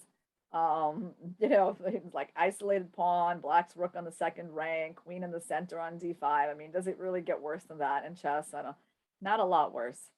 Yeah, definitely not a lot worse. Here, I can add that probably the only hope of white is this bishop on c5 because it still makes us have an outpost, kind of an outpost. I mean, it is defending, but in the way it's nicely placed, at least it is a piece in the opponent's camp. Mm. Dina, I'm gonna bet the black's gonna play h5 here. I mean, Oh, I very think it's hard typical. to predict a move because obviously there's nothing that forcing that black can do. But Oh, he well, did. well He did done. it. Well done. Okay, okay, guys. I mean, I think I deserve more than $1 for that prediction. I mean, because that was not completely obvious at all. But there we go.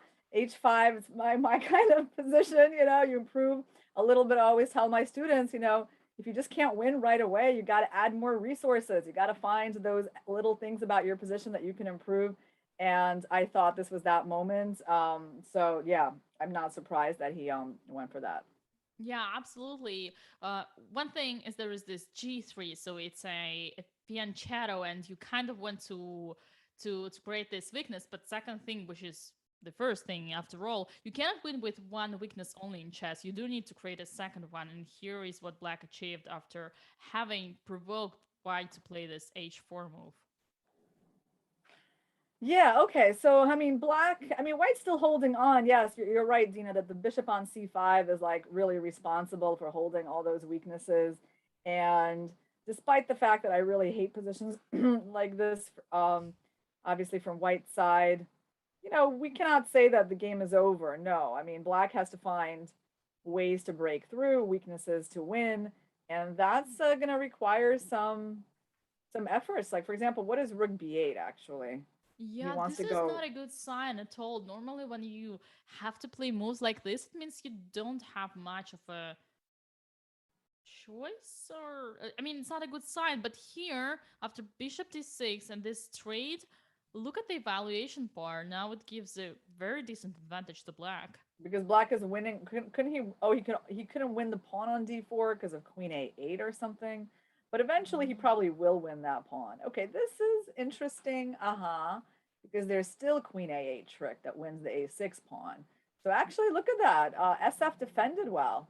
I mean, he did great. Like this position that we see in front of us is almost like a dream compared to what he's been having this whole game.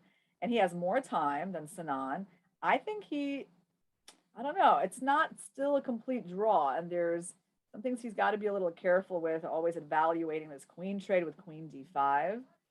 Um, Yeah. Well, one but thing I can mhm. say is that Sinan is leading with 1 point ahead of all other players. So in the worst case, even if there is a draw in this game, it doesn't weaken his chances to win the whole Swiss event as well. I mean, he's gonna try to win, of course, but the only way he can really win is through some kind of a queen trade at the right moment. I mean, there's no way to win this queen endgame. And right now, Ilya is just holding things just fine. He's gonna. Yeah. It might be a repetition at some point. I mean, they've moved around that e4 square so many times. Yeah, Ilya needs to be careful not to blunder some kind of pre-move trick apart like, with a queen trade. But apart from that, there is not a big risk Mhm. here. Okay, this is your idea actually, Irina, to try to weaken the king with the march of the h pawn. He's also weakened his own king, right, on g7. So, um, but yeah, I mean, maybe he's gonna go king g6, king f5 or something. Yeah. Yeah, trying to win this e5 pawn, claim Yeah, that this yeah, is a he's weakness. he's ambitious. I mean, he wants to win. He wants to expand on his lead in the tournaments. There you go. Wow, He said that, at the right wow. moment, it's a queen trade, and he is winning the king and pawn endgame. Nice job. Yeah, and d4, he's queening with a check. Oh, Wow, very wow. impressive. Well done, well done. So Nice. now he's winning yet one more game, and this makes him with 8 out of 8. Insane results so far. Yeah, fantastic. And I mean, here he really had to squeeze out of not much. I mean, he lost his advantage. It was some drawn queen endgame. He was a little bit better. He had that little bit of a practical playing advantage, and he converted it. Yeah, Good well stuff. done, Sanan.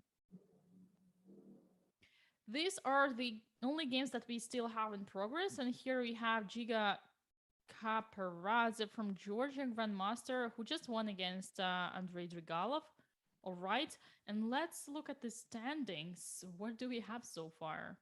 We got Sanan 8 out of 8, Shimanov 7 out of 8. Lots of players on 6.5 out of 8. Some of them we've seen, like Bortnik and Gabriel Yan, but also some new ones, Giga Kuparadze joining and Volodar Murzin. We got Andrekin on 6 out of 8, and Badur Jobava on 6 out of 8. So, we got some very famous players like just trying to qualify into the top 8 today.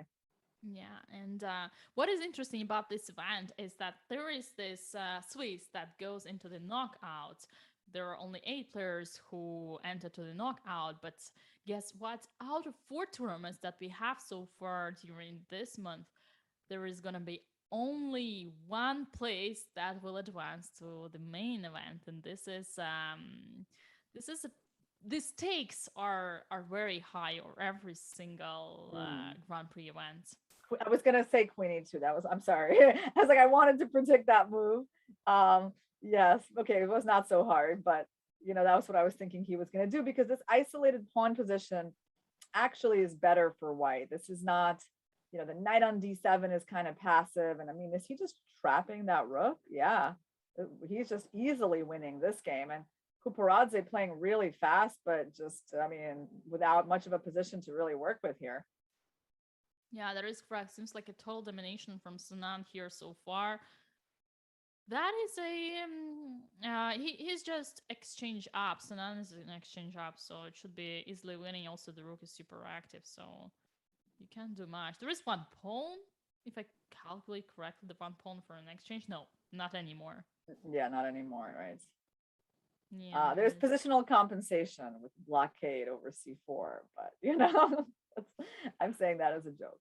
Uh, Yeah, funny one. Right, so it doesn't help much. It's gonna be a win. Shall we move on to yet some yeah, let's other move on. games? Let's see someone else. I want to see, you know what? Let's see Volodar Morzin. He's got Yeah. 6.5 out of 8, and I'm just curious, how is he doing?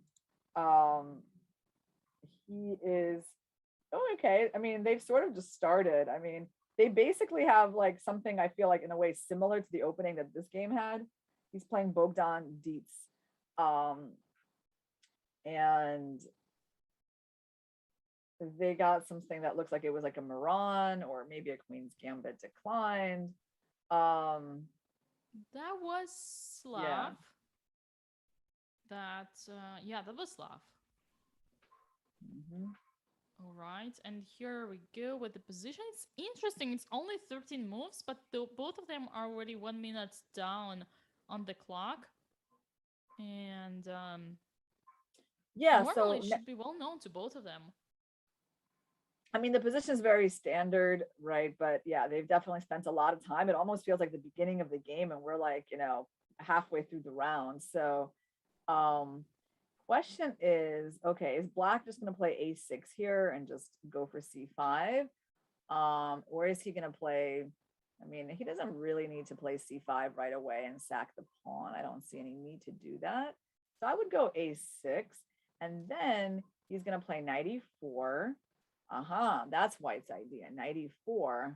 And also there's knight D7 tactics, and that's what Black is thinking about here. That's why he's spending his time. He's like, can I get in C5 right away? Should I do it before knight E4 happens?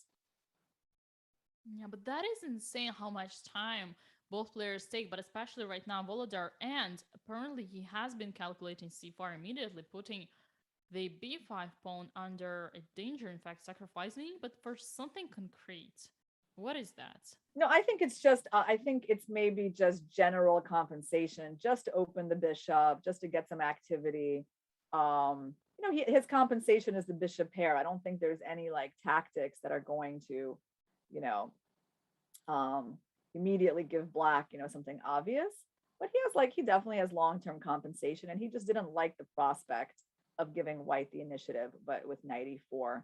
So I think his strategy was very understandable. I can also understand why he spent a lot of time at that critical moment. But he's time-wise, he's not in the easiest situation. Yeah, but look at why it's the same. So much time both players take. That could be probably explained by the fact that both players are very active over the board. So they might actually be having a huge interest for the position itself. Yeah, I know. I can feel that. I can feel they definitely are not trying to finish this game in like 5 seconds. They Yeah. Oh want yeah, to play not some those. real chess. Yeah, they didn't have this how we say they do not. Blitz mentality. Yeah, yeah, online blitz mentality. Yeah, they're taking their time trying to find good moves. So like we said, so White's up a pawn, Black has compensation.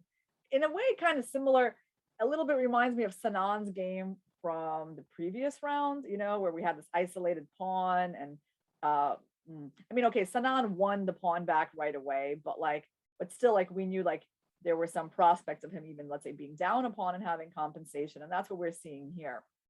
Yeah, that's correct. And once again, this is a very typical idea of giving away one of the pawns from the side, from the queen side, simply for the activity. So far, it is okay.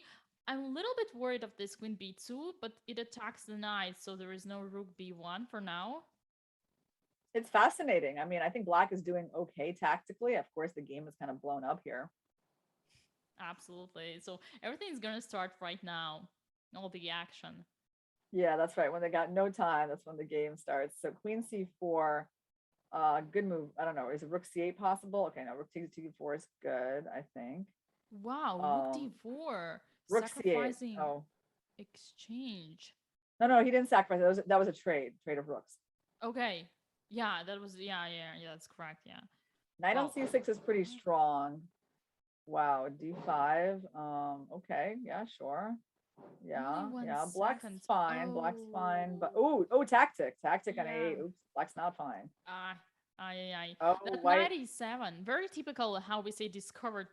discover check. Nice stuff by Bogdan. He used his time advantage well.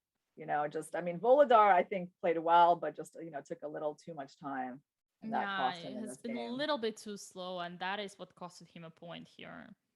Yeah. How about we take a look at Bortnik? His game is still going on, I believe. Yeah, let's go take a look. He's playing on Draken in the Rook end game. He's even pawns. Who is better here? It's just Wow. a draw, isn't it? Yeah, you kind of Probably. want to say one is better because of the king on e4, but you see that there is rook g4 coming, no king on e4 anymore, so it's gonna be a dreadful draw. Mhm. Yeah, I guess yeah. White's trying to make a draw and he just made it. Oh, okay. Yeah, Bortnik's not gonna lose on time, I think. No, definitely Yeah. not. Bortnik's trying to win. He's so funny. Wow, this guy's like a real blitz specialist. I mean, he didn't take that draw on purpose. He just wants to like keep playing, build up his time advantage, and what, and then what, you know? Yeah, even worse, bullet specialist. Yeah, nice stuff. I wonder what kind of trick he's gonna set up here for on Well, Draken. strategically, Borking does have some kind of, let's say, Yeah, I don't know. I feel like he's trying to lose. arguments. I don't understand why in Draken's King E4. Let's go. Yeah, like King E4, King D5, and then try to beat Black. Black has played this horribly. Uh, Yeah. I mean, It actually repeats the same scenario we have seen before when how Borting lost against yeah, Sanan. this is This is typical Bortnik. yeah. Well, okay, Bordnik Sanan was really unclear. There was an end game we saw, right, with the rook and the knight versus the rook and the bishop, and that eventually that one reminds me of that. Like, um, but yeah, White's just winning now. And I have to say, Bordnik, you didn't have to do this to yourself. Why'd you do this? No, It's no, no, like no. you're no, you don't have to lose drawn rook end games. They're like your opponent is just offering you a draw in, and you just why'd you put the rook on c6? What was that about? I don't know. I would call it some kind of this gambling mentality, this bullet mentality. You just play any position. Just the point is you do not repeat any moves. You just play maximum until you take all the resources you can. But obviously that wasn't reasonable at all. Yeah, that was really felt like very self-destructive. I just don't know why he decided to do that to himself. Like, why would you ever put a rook on c6, Dina, right? Yeah, this is What is not the rook something doing that there? you. You're You're just like also. waiting for their king to come to d5, and you made your king pass instead of the king on c6. You put the rook on c6. Oh, that was too much to see. Yeah, might Um, have been a little bit emotional here. Also, yeah, I'm trying to and find the he's a reasons. really good player. He could have had 7 out of 9 and been in prime position, but Wow. now he has to work to qualify. Yeah, that is true. That is true. And speaking of, we are entering to the last round. Wow, 9 out of 9 by Sanan. Okay, I'm gonna bet he's gonna get a perfect score. um, let us see, because right now he's facing one of the strongest opponents so far, at least in the classical chess. Here we have Andrakin, Dmitry Andrakin here, but black pieces we have Oh very typical yeah, that's okay. I Karlsbad. didn't know he was playing someone so strong, but you know what? I still gonna have to stay with my prediction. Um, all Another right. interesting thing is that Andrakin is even higher rated in Blitz on Chess.com, as we can see, 3007 to Sanan's 3000, and well, it's not a big difference, but the number of points is very different. Sanan is 9 out of 9, while Andrakin is only 7 out of 9. It means that Andrakin needs actually to be pretty ambitious in this game if he wants to guarantee himself a place in the knockout. Yeah, no, I agree. It's not really going to be clear. I mean, he has pretty good tie breaks actually on Draken. So I'm thinking most likely if he draws, he probably will get into the top 8, but he has a lot at stake here. Um, and I think their game is starting out in a promising way, obviously, with the interesting queenside castling. And, we still don't know which way black is going to castle because he can castle either way. Yeah, that is correct. And yeah, the game is going really interestingly with like this h4 move. He's inviting black to take and open the g file. So now I think black's going to go like bishop g6 he might play, or bishop e6 and then castles queenside. Yeah, he'll probably play g6 at some points in this game. It's going to happen. f4, interesting move. Should we go f4? No. Very typical one, yeah. And normally in such kind of structures, yes, once again, crossbar structures, you expect white to play the minority attack, but here it's not necessarily the best plan because we have both kings castled here, might actually create too many weaknesses. Yeah, so white played rook g1. Okay. It's interesting. So white's decided not to go for any queenside attack play. Maybe because it's not so easy, Dina, because the knight's on b6, so you didn't have the typical knight a4 move. And so that's why he decided to actually switch his attention to the king side. But what can he really do there? I mean, black is very solid on the king side. You can't really play f5. I mean, he might play rook g5. Rook g5. This move I don't like. Takes. All right. Oh, he's not playing for anything. Okay, no, I don't like what white just did, because when I see this, I just think you're not playing for anything at all. Bishop f5. I mean, that's it. So that was certainly not impressive. He must just be like, hey, I'm okay with a draw. 9.5 out of 10 is good. And that's what I see white saying to black, with his play. Yeah. And here we go, a draw that guarantees, well, actually, Sanat has already won the tournament even before this round, right? He was 9 out of 9, and the nearest player was Shimanov with 7.5. Let's go take a look at Shimanov. He's got 7.5, and he's in second place, and his game is still in progress. He is playing Bogdan Dijk, and both of these players have something at stake here. I mean, Bogdan has only 7 points. He can't afford to lose. Shimanov can obviously afford to draw, and I think black is totally fine. Yes, I think Bogdan is fine. Shimanov is attacking a pawn. I guess h6 is fine because it's protected there, so no problem. Yeah, this is interesting. The position is actually closed, more of a closed kind of position, which makes the knight being a favorite over the bishop. g5. Do you think he'll play g5? G5 is an interesting idea. He might play it if now, then later on. They have just repeated once, repeated He's twice. He's gonna repeat, yeah. And I think that's the right thing to do. Yeah, he's not trying to flag Bogdan, even though he has a lot more time. I mean, he's not better on the board, and the draw is good enough for him. And for Bogdan, it's just going to depend on tie breaks. We're going to have to see. How about Bortnik? Let's go to our gambler on who is he playing? Our gambler has done. He seems to be done already. He's finished. We have Jeffrey. Let's go to Jeffrey's game. Oh, it's interesting. Jeffrey's playing MSB, who I don't know who that is. But let's go take a look at that. Wow, MSB, look at this f6 pawn. It's really annoying. This Matthias Bluebaum. Yeah, Matthias have done have made it. I'm asking myself if he made it to the knockout last time. I will check that later on. But either way, look at this f6 pawn. Is wow, the attack of white is so strong. Very nice to see how it's so much easier to play as white with like that knight and that pawn. And it's like the computer is saying, oh, black's okay, it's okay. But like not practically speaking, not with the time situation, not with the king situation. It's really hard as black. And I do expect white to win this game. Yeah, also there is this amazing rook lift I was gonna say, and here we go, see it on the screens. Yeah. Rook entering. Well, this is only one direction game.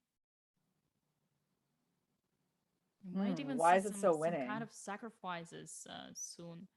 Yeah, just queen h4 and rook h3, but look at that. I mean, this is still a fight. But yeah. He wants to go g5, Bluebaum. He wants.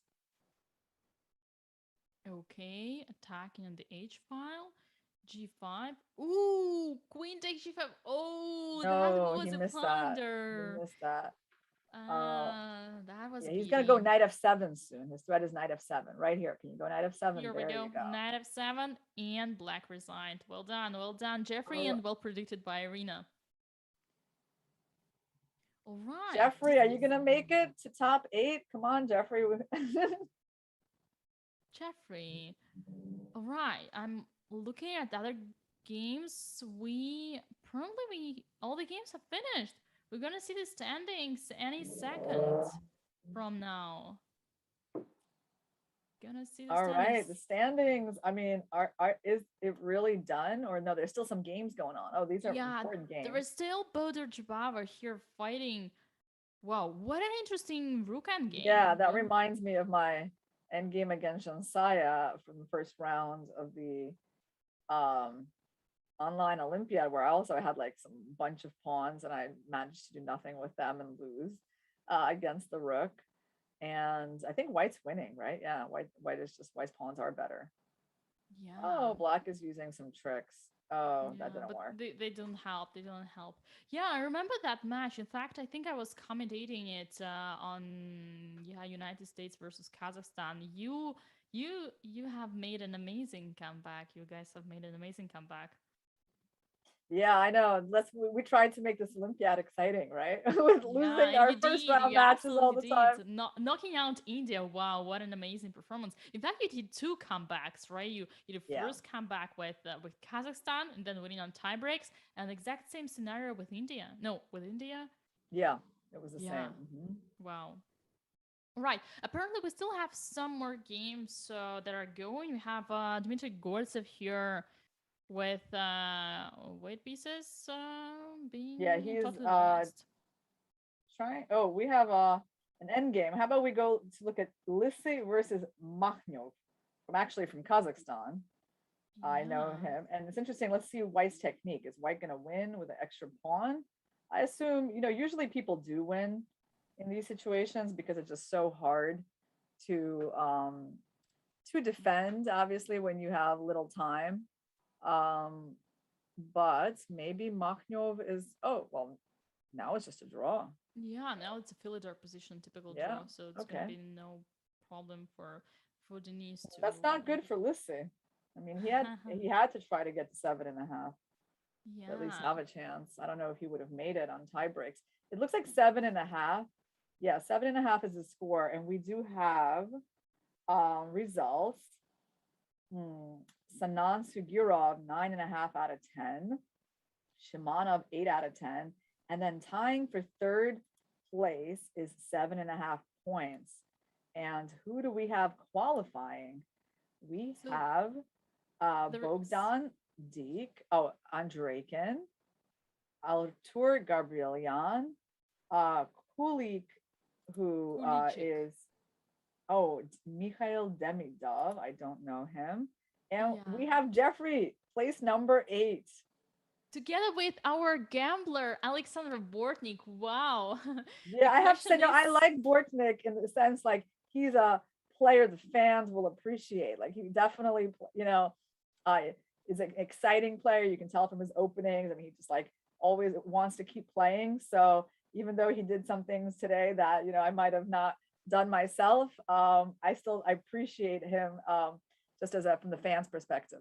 Yeah, I doubt there would be anyone in this bracket who would actually try the same tricks himself so far with Bortnik. But yeah, the question is, I mean, did he deserve it or not? Doesn't matter. He's in the first 8, and now that we know officially the players that will advance to the knockout, we shall take a short break and be right back with the players for the knockout. Do not go anywhere.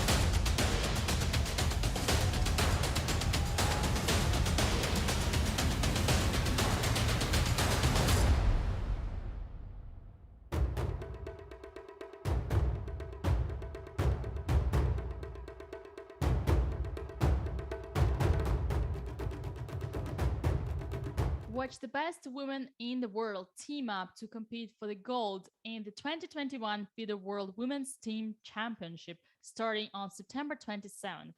Tune in to watch the top female talents playing classical games in this round robin and knockout team event. And here we go back with the Speed Chess Grand Prix week number 2. We have just finished the Swiss Paraweight, and here we go with the 8 qualifiers for the knockout event. Irina, who do you think will actually win this event? Wow. Well, I have to say, first of all, I am excited about this quarterfinal pairing, Sanan Sugura versus Jeffrey Xiang. I mean, Sanan has been in great shape today.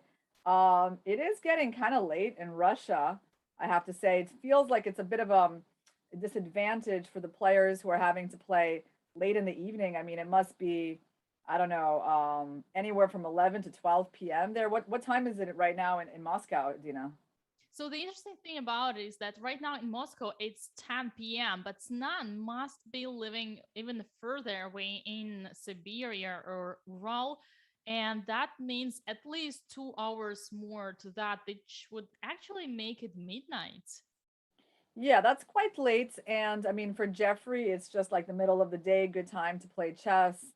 Um, so I don't know. I feel like this is a very interesting clash, between two really strong players. One of them obviously had a better run in the Swiss event, but I cannot say that Jeffrey is really an underdog in this match, right? So that's definitely the most interesting one for me.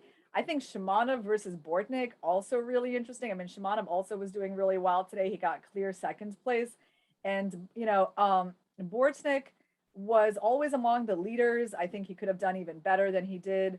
So that's a real toss up to me. Andreikin versus Demidov, two players from Russia. I I know one of them and I don't know the other one. So I mean, I guess I would have to assume that Andreikin is a favorite, unless you have some insight on that match, Dina? Yeah, I know Mikhail Demidov pretty well. He's a good friend of mine. It is true that he's ranked lower than Dmitry. He has definitely less achievements, but he's still a very active player. He's also a father. He's a young father, and he plays a lot online. So I wouldn't say that it is gonna be an easy walk for Dmitry. So tell us a little bit about him. I mean, I really, I mean, I do obviously follow chess closely enough, but I have never even heard of his name. So like how old is he? Where is he from? Like anything else you can tell us about him? So Mikhail must be reaching his 30s around. He's married. He has a child, as I said, and yeah, he's that kind of a grandmaster, jumping from 25 to 26, and well, obviously less titled, less titled, but fully in chess, a truly chess professional. So once again, can always score and is Yeah. highly optimistic, which is a rare thing for professional chess players, Irina. Oh yeah, that's interesting.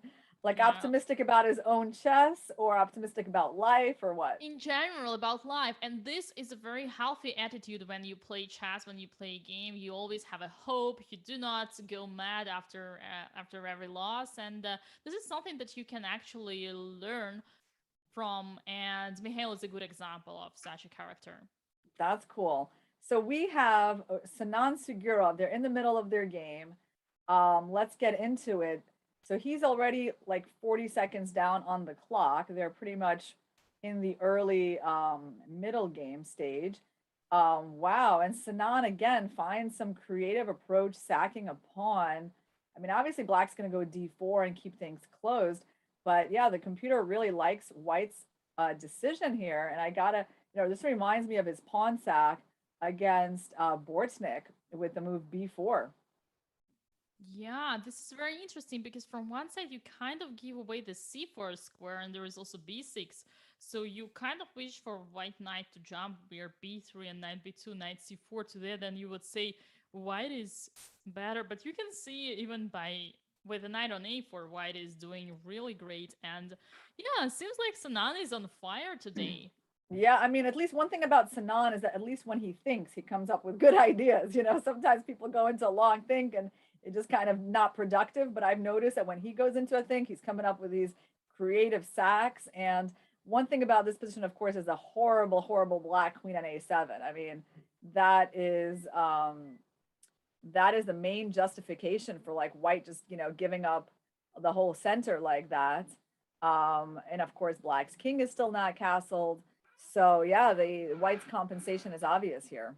Yeah, and also, one thing that I'm thinking of right now is that the opponent that Sanan got starting from the quarterfinal is pretty interesting because it might be actually the strongest, like subjectively, of course, the strongest opponent if you take their level in the over the board classical chess.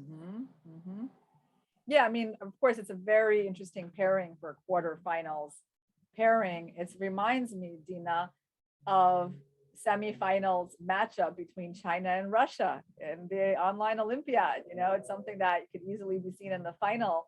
And just like this match, Sugurov versus Xiong, it could be a finals match. But right now we're seeing it so early. And we see white already doing really well. Let's try to find the win. I mean, it says like the computer is giving a huge evaluation for white based on what line. Is it just bishop h7 or bishop h7 looked There's so many interesting. things hanging here for black. Like, look at these pawns. They're so advanced, they're so weak, giving all the squares to white. So you kind of want to grab everything. You want to consider every single capture you have here, even starting from the rook takes e7. Or simply bishop f4, and just create some... Ah, here we go. Yeah, I think he will do that. I think he's just going to simply develop. And I mean, there's just no, we notice about Sinan, he's quite practical in a way, right? He's like, he's going to just get his pieces developed. He's not going to necessarily try for that knockout blow as soon as possible when he knows that he's already winning. I mean, he's just not going to give himself any calculation work. And the problem is that black literally can just never castle. No matter how much preparation he's doing, he still cannot castle his king. Yeah, that is correct. And I really like this practical approach, as you mentioned, simply taking away all the potential counterplay possible. Yeah, bishop d2 and using the queen e3 double attack threat to just grab that pawn, and the game is over. I mean, the king Correct. is just getting hunted down even now. He'll just take that pawn, or he'll take that pawn. Yeah, we He should can take probably move. another one. Yeah, like the moment I said we should probably move on, look at the evaluation bar. Yeah, I don't know what he just started doing. That was really weird. Why did he give up that bishop on d2? That was so unnecessary, and he has no time. Wait, Oh, this is completely changed. oh, Like now I'm thinking oh, Jeffrey's gonna win because the way this game is oh, going, I oh. can see Jeffrey winning. I mean, why not? Like rook d3 somewhere. Okay, Yeah, maybe White got a hope for a perpetual. perpetual. No, He's blundered the he main may. Oh h1 instead of wow, wow, g3. Oh wow! boy. That was quite the comeback. Ah, I mean, that was insane. I mean, it was insane. Like how bad was Black's position? It was so bad. We just thought the game was wow. over. But then he got kind of like a bit low on time and his technique. He just didn't, he gave away this bishop on d2. And wow, Jeffrey really snatched a victory from the jaws of defeat there. Yeah, well done. Very well played. Very great fighting spirit. Yeah, Saves Jeffrey's it. very resourceful in the defense. Yes, that quality he absolutely has. And the moment we were speaking that Sanan takes away all the counterplay, it just got there. Just the moment we wanted to Yeah. switch to another game, everything changed. Wow, that was a really big blow to him. And now Jeffrey's just going to play solid. He's got the bishop pair. He's in some kind of queen's gambit type of structure. This is going to be really hard psychologically, I think, for Sanan to come back from that, like knowing he has to win right now with black and the position that he had. Really too bad because, he had a good day. I mean, he's been having a good day of chess, right? He's just been playing really well. The quality's been good. This reminds me of my game with Garyachkina. When I see this move A4, I played this type of move also in the online Olympiad. And she also played E5, so it's really reminding me of that structure. Jeffrey needs to be, just he doesn't really need to be careful. He can go D5 and then A5 and he's fine. I mean, he's not going to lose. And he's playing Yeah, A5, which just shows he's playing for a draw, like he's just wants to trade off some pawns. He doesn't mind ED4, not because ED4 is a bad move, but just because he doesn't mind the draw. yeah, the position is open, and white has two bishops, so objectively everything's fine. And I just realized that game was the very first loss for Sananov today. Yeah, I mean, when you score 9.5 out of 10, you don't lose a lot of games. Yeah. That's correct. Yeah. Okay, but Sananov is a fighter, so he's gonna come up with something. Once again, not so easy. You have two knights, the opponent has two bishops, the position is open, we already said, but here we go. There are also hanging pawns, but b6 is weak, also e5 should be traded to d4. So you don't even see the potential for tricks here for black. Also, now we Yeah. know that all Jeffrey needs is a draw. He doesn't need to win necessarily in this game. The draw would guarantee him to continue to go to the semifinals. Mm-hmm. Well, that would be a very big disappointment if we saw Sanan losing. I mean, quitting. Yeah, Oh, just so you know, I mean, he wants to go D5 here, and he has ideas of rook D7. We should point that out to our viewers that there's some funny tactics going on. So black decided to defend against that. But I am liking white. Yeah, and I did like Jeffrey's move rook A7 a lot. That was a nice invasion. I wonder if he's going to go like queen G4, knight F6, queen G3. Is he going to go for that? I mean, it's, or is he going to be more ambitious? Is he just going to, okay, interesting. d5. Is D5, that really? more ambitious? That kind of It's thing? interesting. Yeah. I mean, knight G3, pawn C6. I mean, not bad. Yeah, he can definitely do that. And queen G4, isn't he just doing great? Like, what in the world is black gonna do? Black's gonna go like E3 somewhere. Um, It also E3 makes because me of think G4. that the tournament is so strong, and the very first swindle that we actually saw today was this current game of Yeah, Jeffrey it was versus a big. Sinan. It was really a very surprising result. Yeah, and we definitely played queen E3. It's a conservative move. I think queen G4 was more of the queen G4. He didn't like knight F6, I guess. Yeah, he didn't want that. Now, is he gonna win the B6 pawn at some point? He probably. Oh, he's not greedy. He's not in a rush for this pawn. Yeah. He's just got the bishop pair, the beautiful rooks, the strong center. I mean, Protected it's pass pawn. good play by Jeffrey, I would say. Like Yeah, he's not just playing for a draw at this point. Obviously, he's like reminding his opponent that, black is also, of course, in danger of losing. And how about queen G3? Yeah, I love the queen on that square. yeah, potentially taking an eye on G7 square, threatening with a checkmate. Well, there is not a single piece apart from probably bishop f1 for white, which would be badly placed. H4, or is he just gonna? I mean, he's not gonna. Okay, Jeffrey, no, stop trading the queens. It's trying to mate your opponent. I mean, queen A3 is fine, but like, obviously he could afford it to be more ambitious than that. I would have liked to see him play a bit more ambitiously. I mean, he's definitely aware, that draw is good enough for him, and I guess okay, now it's looking pretty good. I don't see, rook C1 is not going to do much because there's always rook A1. Yeah. So he's just going to go Sometimes, you B7. need to be careful when you can be tricked by this idea to try to be willing to make a draw Yeah. and then Also, instead knight of just F4 is smashing. coming. Knight F4, knight E2. So he has to be a little careful. Yeah. Oh, there is a Uh-huh. queen, but knight f4 Knight F4, and then is the probably last probably just H3. I mean, probably just, or g3. H3 or G3. Yeah. G3 should also be good Because the enough. B7 pawn should win. Yeah, even if you lose the bishop, it's still I liked fine. H3. I don't know why. Oh no, he goes Wow. rook Wow, A1. what a move. Sure, good move. And here we go. Look what happened. Jeffrey Song beat Sinan Sugirov 2-0 and advanced to the semifinals. Well, Sinan has made such an amazing performance in the Swiss, but quits right now, being knocked out. Yeah, so Jeffrey qualified at the last moment, place number 8, and now he has defeated, the person who qualified in first. Chess is unpredictable that way.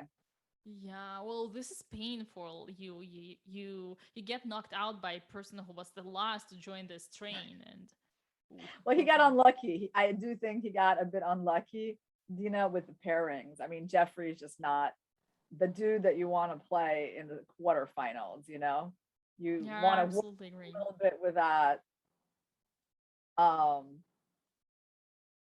want to maybe warm up with a slightly less strong player, Jeffrey. But this is the way it worked out, and I'm liking Jeffrey's chances right Yes, we congratulate Jeffrey on moving on. And we still have one more match that continues on our screens. We have Artur Gabrielian with weight pieces here facing Bogdan Daniel Deek. And what do we have here? now. Oh, by the way, I mean, this is amazing, Dina. Your prediction. I mean, that Demidov with his positive attitude was going to be able to collect some points. Well, he collected his match against Dmitry Andreikin. No way. Yeah, oh yeah, 1.5 half. He's in. No, wait. There it says that Demidov. No, actually, it says that Andreikin won the second game. Really? Yeah. Strange, because I'm looking right now at like our screen, and for some reason, like there are results. I don't know.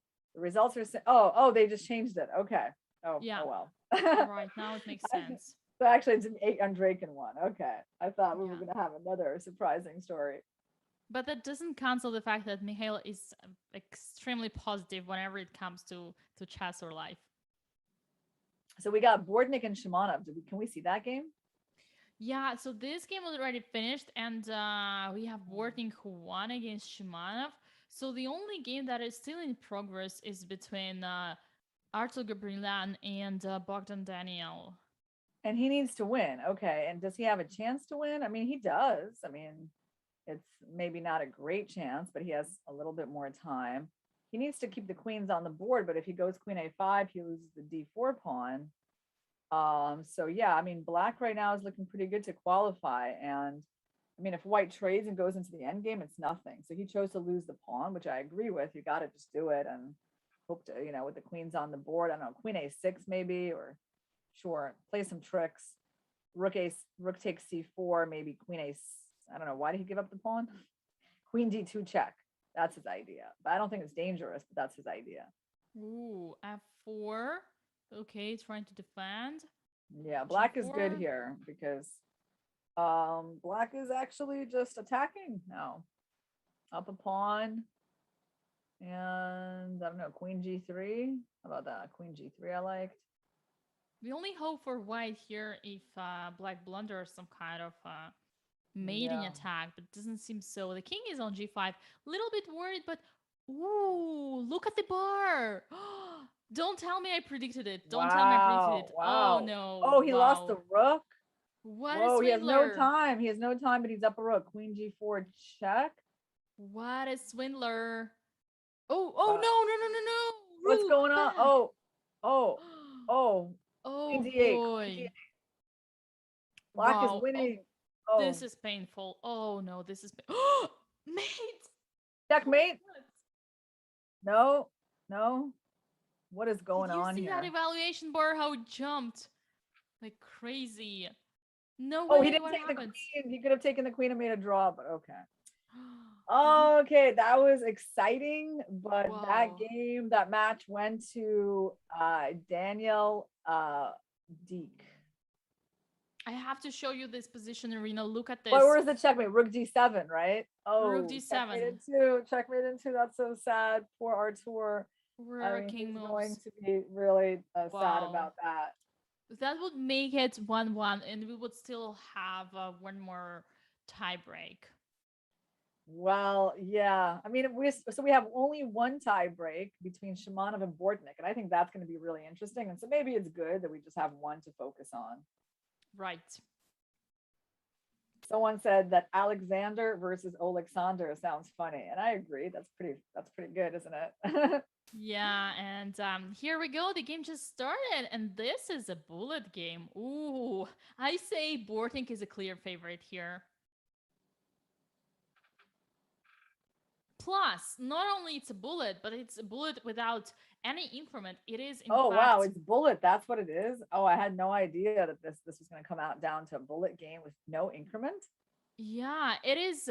Not only it's a bullet, but it is also 1 Oh, plus 0. So but look, Shimanov just lost like half of his time. Oh, game yeah, aborted. Oh, maybe because I don't know. It I think started a Shimanov little. wasn't ready. Shimanov wasn't ready, and yeah, fair policy. So now looking at the format of the event, we have 1 plus 0 time control for the tiebreak. So yeah, it's very painful. But we need to get back to the game because everything's gonna be decided right now in front of our eyes. It's difficult to commentate even everything. Okay, we'll C5. try. We'll C5 is try. going to happen. If pawn takes, then white will play C5. He might just play C5 anyway. Yeah. White's got the playing advantage, and he's got the advantage in the clock. And right now, he's got the advantage on the position. I guess White's going to take this game because that's a big advantage. It's like, you know, he's playing instantly. Well, this is very wild. I can't even imagine 1 plus 0. 1 plus 0. But Alexander yeah, is I such would a go great queen game mover. A1 and then we try to go A4, but okay. He's doing fine. A4, B5 is the plan. Most important is to play fast. That's all. You don't need to show too much skill here. Rook, yeah, A4, there you go. B5, initiative. That's good. Yeah, there you go. Got to use your pawn. Attack. And now which move? Queen F6. Okay, I would have done that, but yeah. Queen! The queen is trapped. Oh wow. The queen is trapped in extra time. It's gonna be a win. It's gonna be a win for Shimanov. I think he is also deservedly moving on. You know, he had a good day and clear second place. And so now he is going to be the highest ranked player from the Swiss to continue on the tournament. Yeah, and that is a win.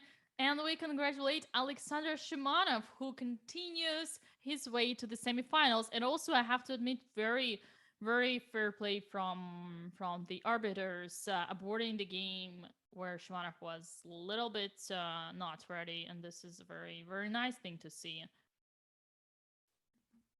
Right. Yeah. Wow, that makes us being advanced to the semifinals. We now know all the names. So we have Jeffrey Song, Bogdan Deek, Alexander Shimanov, and Dmitry Andreikin. And I'm really excited to see the pairings. You know, the pairings determine a lot, right, Dina? It's just like you not only have to play well, but sometimes it really matters like who you're getting at what moment in the tournament. So let's see what the next round has prepared for us. Yes, in the meantime, we have let's remind our viewers the format of the event once again. So far, we already had the first quarterfinals, and once again, yeah, in the case of the tie, what do we have? As we have seen, Arena, it was bullet game 1+1. And that means that higher seed playing, the highest seed player gets white first. This is actually important thing, but I don't know how much you need the difference in the colors when you're playing bullets. But otherwise, players do alternate colors until there is a decisive result. Yes, so once again, we already know the 4 names that continue. And wow, seems like a time for getting yet another break before we are back with the semifinals. All right, guys, see you in a few minutes.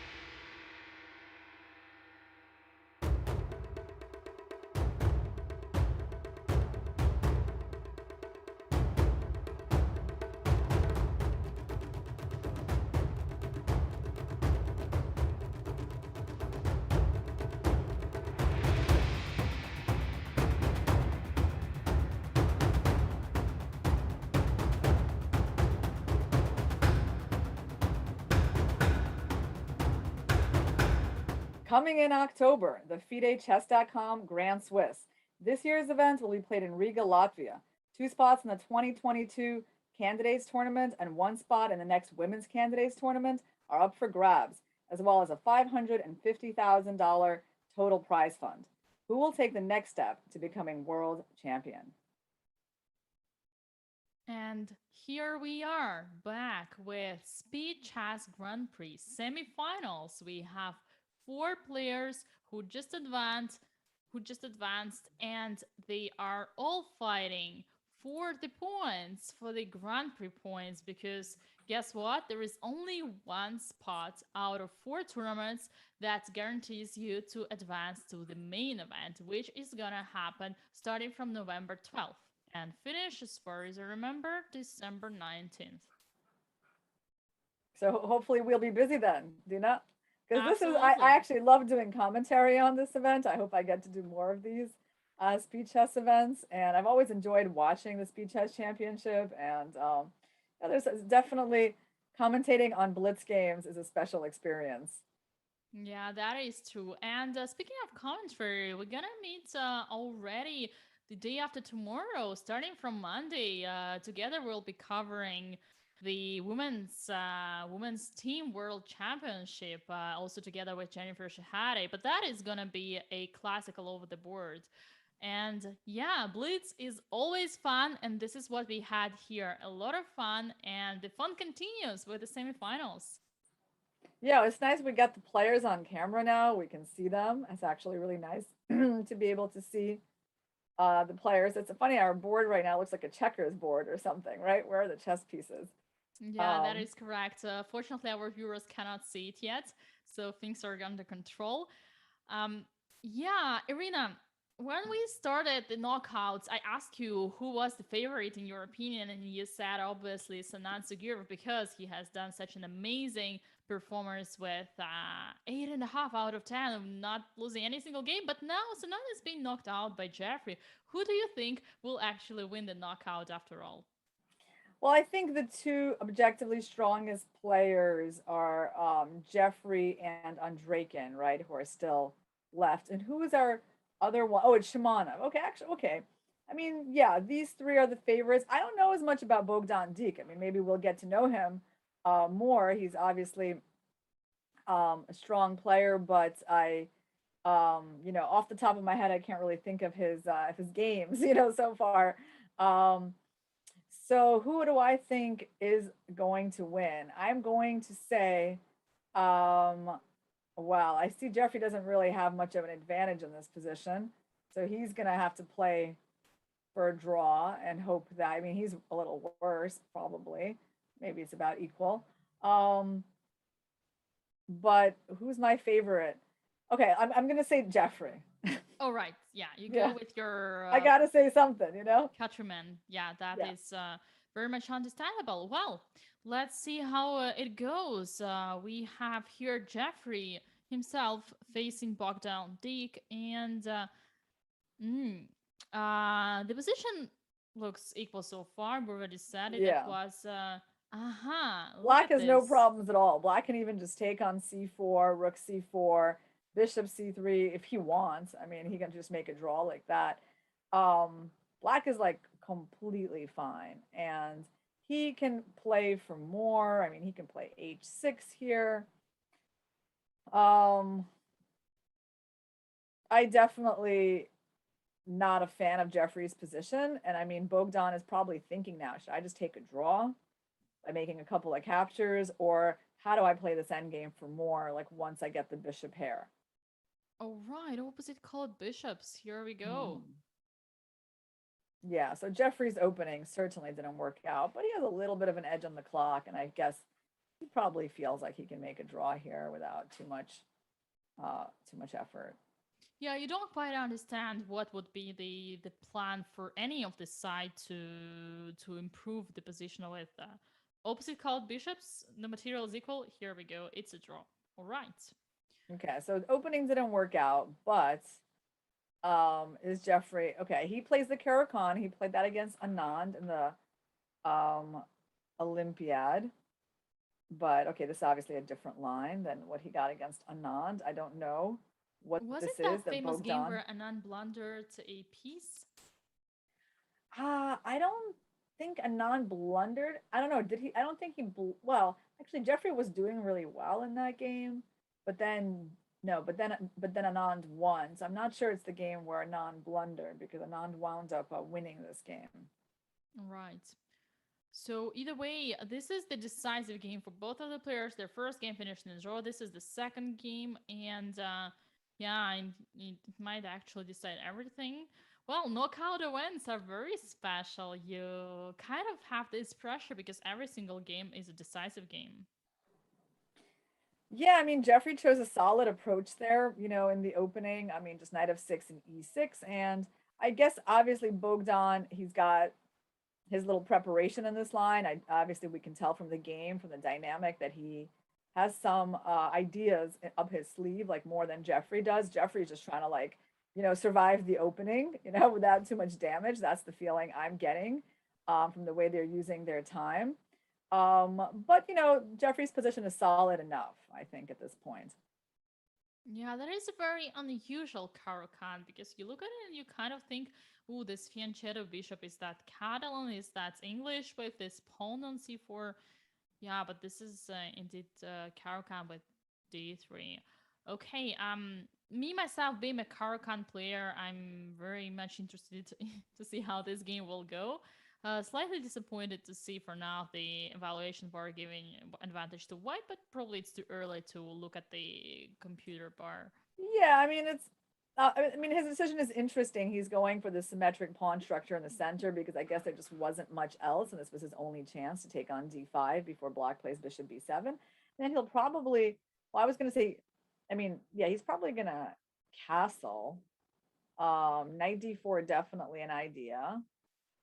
Um, it's hard to see him doing something other than castling here, but Yeah, this is, oh, 95. Wow, this is interesting because you kind of think what would be white advantage? Probably the fact that there is no pawn on d4, so you can put piece there, but no, mhm. knight goes to e5.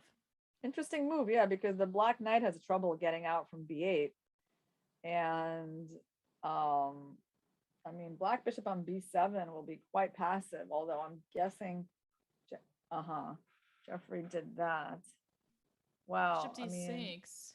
This is interesting. You see, well, you kind of have questions to both of the players. First of all, why white's king is still in the center, and secondly, white black's pieces are still not I think it's not developed. going to be in the center for long. I think he's going to castle.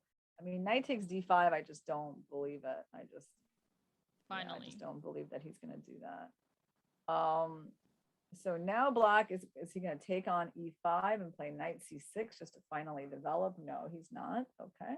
Bishop e7.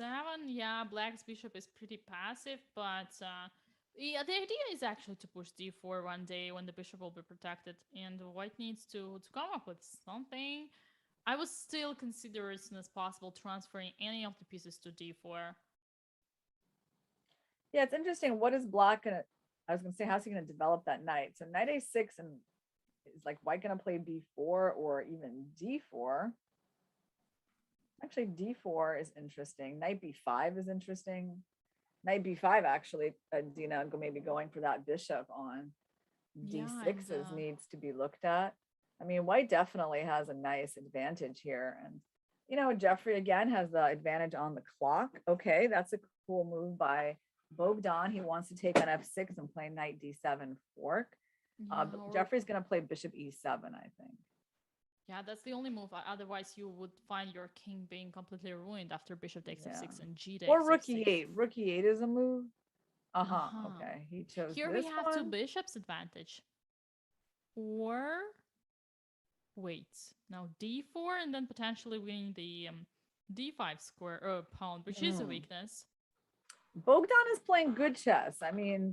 Like, I get his strategy here, and especially with little time on the clock, he's making decisions that still keep black under pressure. That's the thing. I mean, maybe, I don't know, maybe his advantage could have been larger somewhere else, but I mean, he still has an advantage, and that's important. Problem is, he has really like low on the clock. He really, I don't, I mean, having half the time that Jeffrey does, is that gonna be enough to realize this advantage? I don't know. Yeah, that actually makes sense.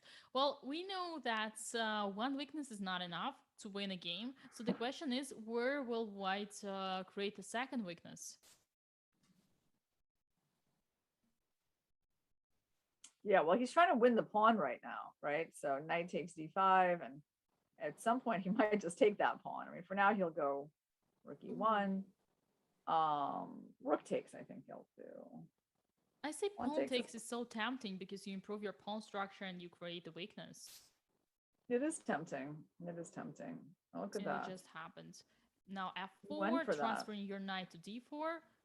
Ooh, Mm-hmm. don't tell me Oh, it's why did he possible just to blunder the take. pawn? He blundered the pawn. Oh no. Oh, and Oh, he's sad. We can see by his face that he just, oh, oh. he feels bad about that. He just gave up a pawn for no reason. That's Okay, why it's it still might have not been better to over. take with the rook, and just keep things safe and like, Yeah, I see your yeah, point. It's still not over. It's still not over. The yeah. I think Black's bishop is psychologically passive. though, if he's got 4 seconds left and he's just feeling so bad, I think he's Yeah. um like, what about rooks? There was Rook rook c8 c8 is in there. the air. Rook Yes, c8. rook c8 is in the air. Ooh. Yeah, Jeffrey's gonna win. Wait, why rook c8 is not being Yeah, I don't know why they don't want to play played? rook c8. Like, Three times in a row. what are they doing? I Oh, bishop east. Okay. Queen Yeah, no, f3. there is Yeah, nothing okay. He here. won. He won. That's it. No, there is nothing Oh, here. Bogdan. Bogdan, I'm sad for you. I could feel your pain on that.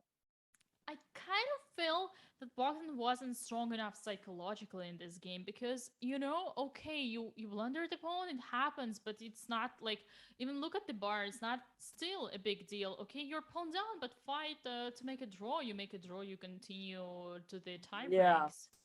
yeah, I agree. He got really upset about that. So How about yeah, you just Shimanov? How is he doing? okay, yeah, this is very more important. Actually, now starting from the semifinals, we have a match by match, so we follow every player consecutively. We Oh, do not we have all don't the we don't games have them all at the simultaneously. same time. They're just gonna start Yes, now. yeah, that is the thing. So we will have our next matches very soon. Yeah, we already Very see them on the cool. screen. Okay, Yeah. so this makes Jeffrey advancing to the finals. We already know our first no semifinals. No, this is semifinals. No, this is the semifinals. He's advancing To to the the finals. finals. Yes. The All right. finals Are we of gonna have one American in the final or two? We can, Dina, we can each have a representative of our countries. Right? that is correct. That is correct. All right. So Shimanov is playing London. Okay, London. London is also called as a pig in Russian-speaking chess communities. Mm. Oh, knight d7. Yeah, he wants to play e5. That's a very strong idea. And black looks completely fine to me. I don't see what white has. Is white just playing for a draw at this point? I think he is. White got nothing from the opening. Maybe he made some inaccuracy, but he let black carry out a really important idea, and black is just comfortable. Although, interesting, maybe the computer didn't like queen b6 so much. Huh. Yeah, queen b6. Now that when you look at this position, you see those pawns d5 and c5 being very strong in the center. Also, the bishop on g7 looks nice, and you kind of think that black is supposed to have an advantage, but that is not that is not true at all because Yeah. apparently the structure is weak. But Oh okay, wow, he just blundered a pawn. wow, bishop d6 Andreykin double just attack blundered. on the rook and the pawn on c5. All right. Wow, he's gonna have the bishop pair and an extra pawn. So this game, I mean, first of all, they've played really fast, I have to say, like super fast. Because, like, I mean, they're in the end game. They've only used like half a minute, both of them. Um, Yeah, and apparently it costed Sandraken a pawn. yeah, yeah, that bullet speed. I mean, I think, what do you think White will trade or just play bishop b6? That's an interesting question. You know, this is a tricky thing. I just realized Shimanov has a flag of United States here in Chess.com, but that is not actually his actual FIDE flag. He still represents Russia, and he Ah, hasn't changed the federation, so might interesting. actually have only one American player having being in the finals. Yeah, that's interesting. I didn't know that. I mean, I was kind of assuming he was already representing the United States because he's been living here for so long. I mean, he went to university, I believe in St. Louis, in fact, right? He went to Webster University and Yeah, played and for Susan Polgar's team. yeah, he was in Polgar's team indeed. Now he's back. He's back to St. Petersburg. Also, we actually grew in the Hmm. same chess club. So Wow. yeah, Oh, but no, interesting. Oh, he's back to Russia now. yeah, yeah. So Oh. still represents Russia. And getting back to the game, we have a very clear advantage. And now we're gonna have bishops opposite color, which definitely gives black more of a chance to make a draw, I think. But he can't take on e4. He's gonna have the d5 pawn weak as well. Okay, so it's actually not easy. Yeah, one Wow. thing which is still giving little hope to black is that there is a potential opposite colored bishop endgame. Now we have rooks on the board, but still some tiny chances to make a draw swindler are there. He gave up a second pawn. I mean, I'm not shocked. I think things were that desperate for black that he just needed to like close the d file. But two pawns is a lot. I mean, it's not like there's no real compensation for it. So Andrakin is really in a bad situation here. Yeah, absolutely. And this is the passed pawn. So once again, opposite colors. Yes, many say close to draw, but when you have rooks on the board, it is actually very difficult to defend those kind of positions. Yep. I mean, black wants to trade off at least one rook, but I mean, and he might do that. Oh, well, okay, maybe maybe not. He didn't. He decided not to even try to trade that rook. Yeah, Maybe that there was a pawn reason trade. That because pawn maybe trade, there you was a know. trade in rook a7.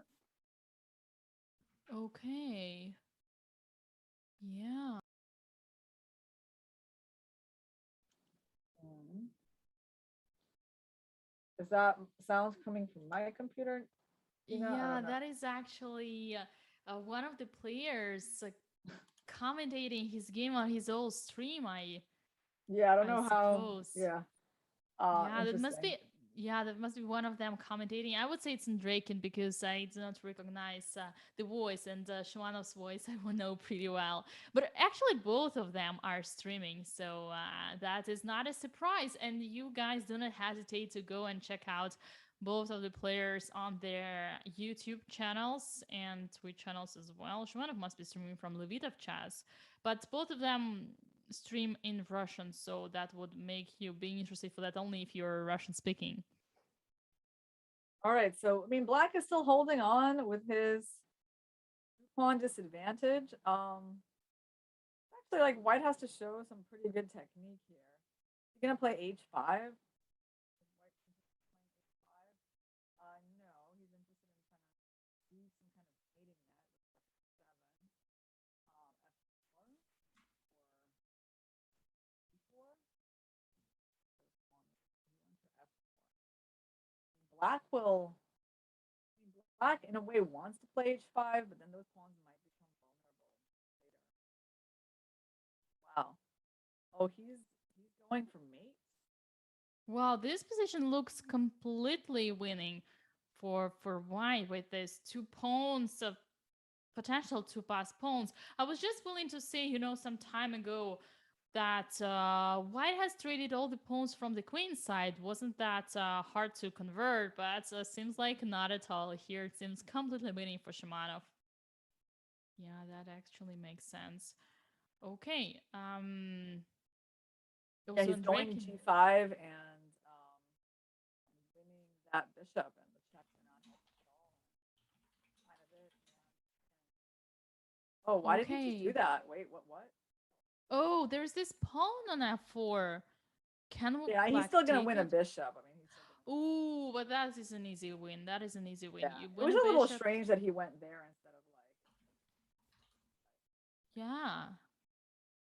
And here we have this passed pawn with the king and rook and the bishop. Yeah, this is completely win. This is completely winning. That will actually make Shimanov being a favorite in this match. But this is game number 1. So we'll still have game number 2. And then Andreikin will have to fight back. All right. So, well, we still see moves. That is pretty understandable, but it is a completely winning technically position, so should not cause any problem for Alexander at all. And yeah, that is the rook, and that is it. That is the game, and the second game will start any second. Okay, here we go. We have the result of the first game. Yeah, so And now Draken's gonna have to make a comeback in the second game, yeah. maybe. I mean, this game was a little bit sad because he did just hang a pawn in a pretty normal position to this tricky double attack by Shimanov, and but now he's gonna get the white pieces, and I think that anything can still happen. I mean, he's not just going to give up this match so easily, right? Absolutely not. And here we go. The game has just started. We have Dmitry Andreikin this time with white pieces.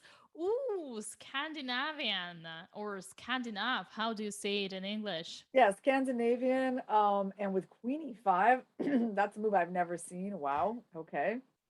And that's Um, exactly the move that I play wow. in my Really? games in the internet. Yeah, it's a very interesting line. We play this Queen E5, but it didn't have it didn't go the way I do it. I usually play the C6 and then you put the queen on C7. And the idea of this whole setup is that you actually get the same, more or less the same position as in Karakan, but you confuse your opponent with the move order.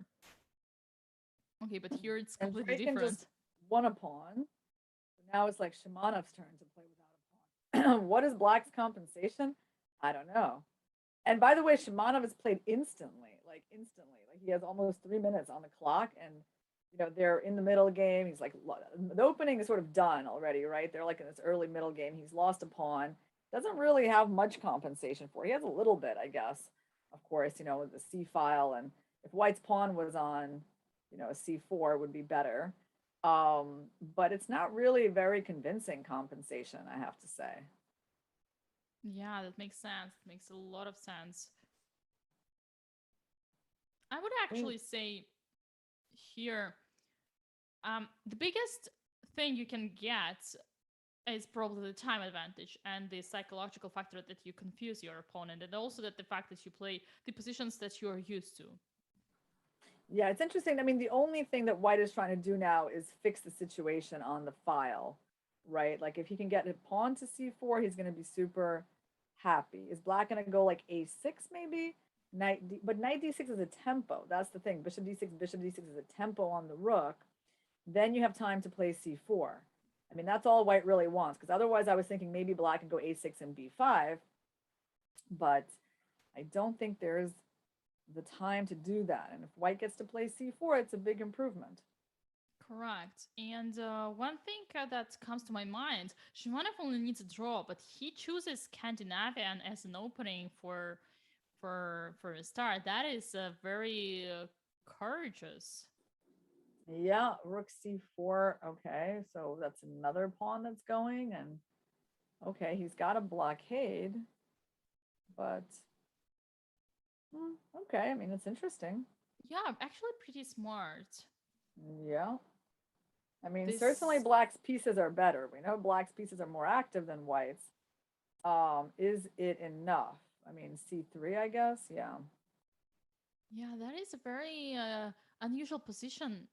I mean, what White an amazing has, concept, putting the knight on A4 and just like complete blockade on the light squares down 2 pawns, but it's very unusual.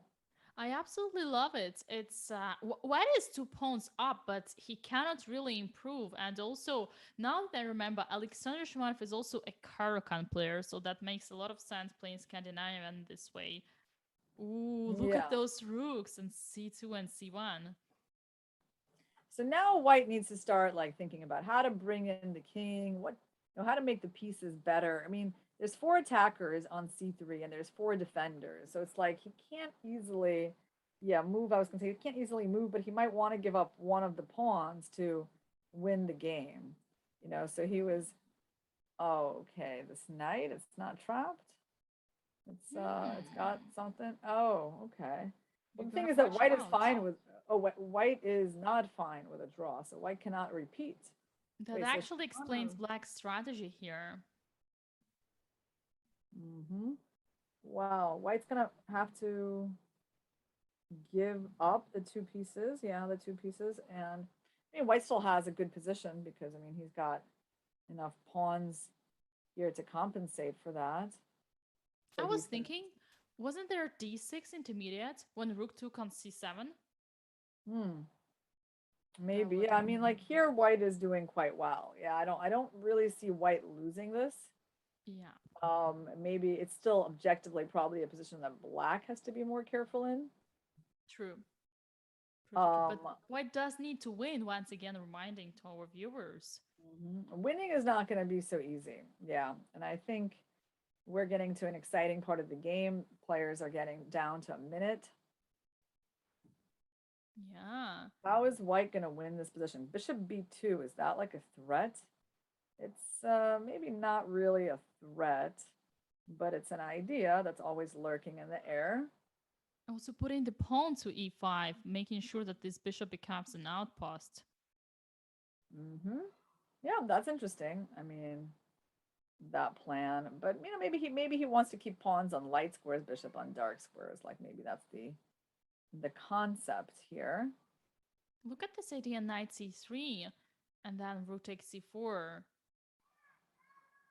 Oh, wait, that's not possible anymore, yeah. Not anymore, right? Mm-hmm. So what does white want to do? I mean, I still don't really know. King d6 or something. I mean, there's not much of a plan for black, but like, okay, Actually, now king e4, yeah, there is this f4 a little bit annoying. Probably black should try to trade the pawns. But better h4. watch out for this pass pawns. This is the only thing that Hmm. white has. Okay, yeah, I There's mean, always this okay looking check. dangerous for black. Yeah. Actually, pawn take, maybe rook c7. Yeah, you Apparently, gotta this like scenario actually was try to not the most control that. precise. Ooh, careful for the King knight. d6, king d6. Yeah, what's happening Yeah. here? King back. Hmm. It's still not over. Not over at all. White is better, but black does defend. G5, maybe black should have done. I don't know. I don't like letting white play g5, to be honest, but okay. He wants to go Yeah. knight c5. And grab the pawn. Mm-hmm. Wow, this is a very hard fought game. Yeah. How about transferring the knight to d5, knight b6? Could actually be a strategical idea here, if we may speak about I like strategy. bishop d6. I like bishop d6. I mean, maybe the computer doesn't like it, but I kind of liked it. Uh-oh, what are you gonna do with Completely your losing. knight? Why is it completely losing? Is the knight trapped? Rook b4. The knight is trapped. Oh, the knight is trapped. Oh, he's lost. C7 or Ooh, rook. Oh, rook b7. look at the bar, how much it jumps here and there. Wow, Yeah, they don't have much time. They're this really gets playing. pretty. Oh, mate! Checkmates, checkmates. Ooh, he got it. Ah, misfortunate. How misfortunate for pity for Alexander. It seems like reminds me of in the United States in the semifinals of the Olympiads. Yeah, wow. Um, Comeback by Andraken, making it interesting. And now they're going to a bullet tiebreak game. Wow, 1+0. Who is the favorite? I don't know. Shimanov is really fast, and he was really good in his bullet game. in his quarterfinal match. Wow. So I'm gonna still put my money on Shimanov. Yes, we shouldn't forget Shimanov knocked out Alexander Bortnik himself in a bullet game, and Bortnik is the king of bullet. So when it comes to favorite, it's clearly Shimanov here.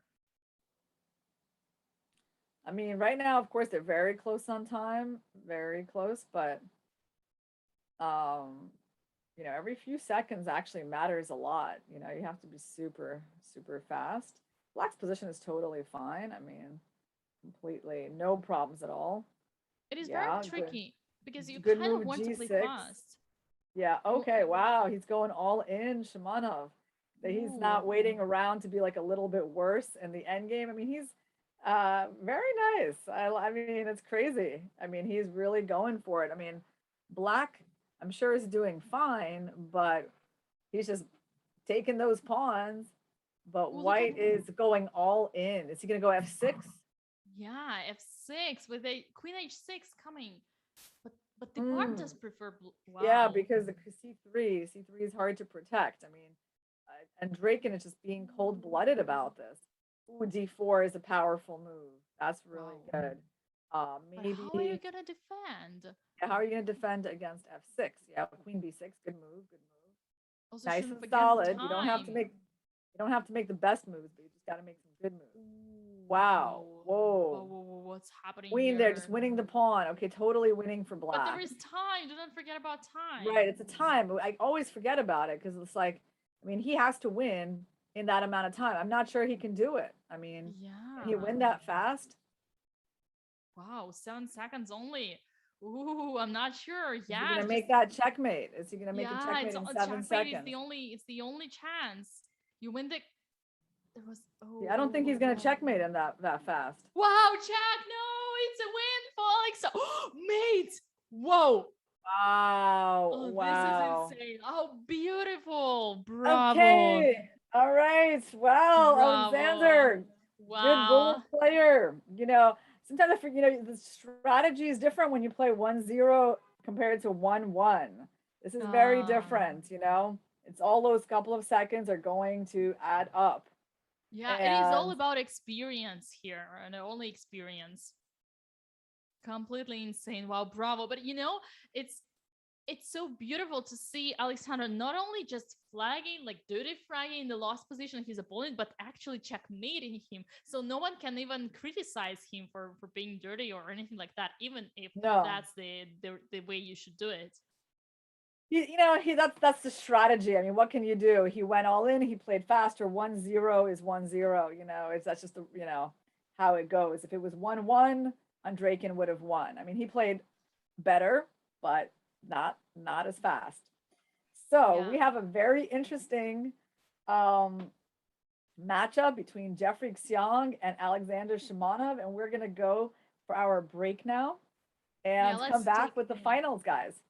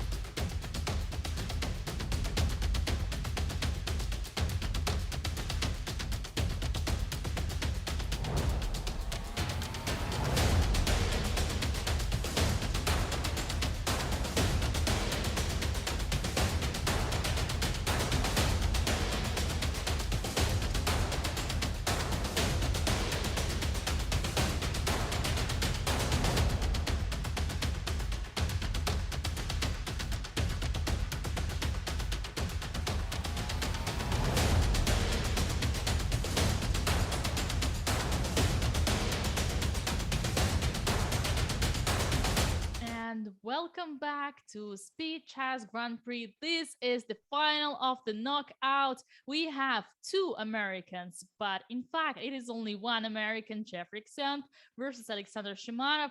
They are facing each other in a final, and this is actually pretty interesting because this is gonna be the second final for Jeffrey Xiong. Irina, is Jeffrey still your favorite in this match? Yeah, he's still my favorite. And if I had to give him advice, if I was his coach, Dina, I would say he's got to win it in the blitz. There's no bullet. So in the bullet, I don't think, I mean, based on what I've seen, I haven't seen Jeffrey play bullet, but I'm seeing Shimanov play bullet, and I don't think it's a good idea to go and play against him in bullet. Not in 1-0, you know? So he needs to make an effort now in these next two games. It's gonna be really interesting. Yeah, I absolutely agree with you. We have seen two crazy tie breaks from Shimanov, both of them dominating. He knocked out Alexander Bortnik, the king of bullet, as well as Dmitry Andreikin, and those two are very strong players. He did it. Alexander Shimanov is on fire today. He's facing a objectively, let's say, classical chess-wise stronger opponent, but this is Blitz. This is Internet Blitz. This is gonna be very exciting, and yeah, this is a curious thing. Both commentators, we represent the United States and Russia, and so the finalists. So I guess both of us has our own favorite in this match, and Yeah. who's gonna win? We're gonna find out it very very soon. And so you said that Jeffrey Xiong played the finals last week. So I guess he lost to Hikaru Nakamura in the finals. No, that was actually Hikaru actually won the Swiss tournament, but Oh, right, he Hikaru won the didn't Swiss. have any right to compete in the knockout since he's an invited player to the main event already. So it was Casper, I always Drozdovsky. thank you, who won the event. So this was the winner. Jeffrey lost, and this is his second chance. And I assume he has a lot of ambitions. And apparently, the game has already started. So let us dive into the action immediately. Yeah, this is not my preparation for Jeffrey. Do you know what is this? I mean, King on D1, down a minute on the clock. Not exactly a great start for Jeffrey. But yeah, I really don't like that King on D1. I really don't like White's like lack of development. I mean, what in the world? Black's just gonna go knight of six, right? It's kind of there's no way knight of six is a bad move. Like you just go knight of six, they take on e4, you take on e4. I mean, bishop g4 is a threat, and that's it. I mean, what this was a real disaster. I don't know what opening this was, but not being castled, I mean, not being developed looks really uh looks really dubious. Yeah, Skylar Wilson, our from Twitch, thank you very much for your comments. He's encouraging me to start streaming. yeah, that is indeed a very good suggestion. And we also have two more weekly events, Grand Prix, and we also have top streamers and top women prize. So why not? Yeah, I mean, actually, okay, Jeffrey is using a little trick to stay alive, right? There's no bishop g4 right now because there's knight takes f6 double discover check. So right now, first of all, what happens if black castles? Because on knight d6 there's bishop g4. I mean, so castles is like that's the first move I would think about. Why is that a bad move? Ooh, this is going to the NAND game and making Okay. justifying the king, white's king on d1 immediately, even though there are a lot of pieces Yeah. here. You know, you were saying about that king on d1, and I wanted to add the worst thing about it is that the valuation is equal, and we had absolutely no idea why. Right. I mean, okay, right now white's up two pawns. Yes, their development's not great, but this is an amazing turn of events for Jeffrey. I mean, there's no doubt about that. Like, um, okay, now he's up one pawn, but he has the initiative. Um, his king is no longer like a problem at all as it used to be. So, okay, black of course has chances here as well, right? I mean, white's not very well developed. Probably to make a draw, black is actually pretty comfortable. But still, it's an improvement from where I felt like Jeffrey was before. Yeah, definitely. And I'm surprised by the opening choice. Shimano chose the French defense, and this is not his main weapon. Also, um, Yeah, probably was some kind of a thought to face Jeffrey. But either way, this is the position we have right now on the board. White is trying to get their way with the development, but look at this rook on b2. Isn't Yeah, it amazing?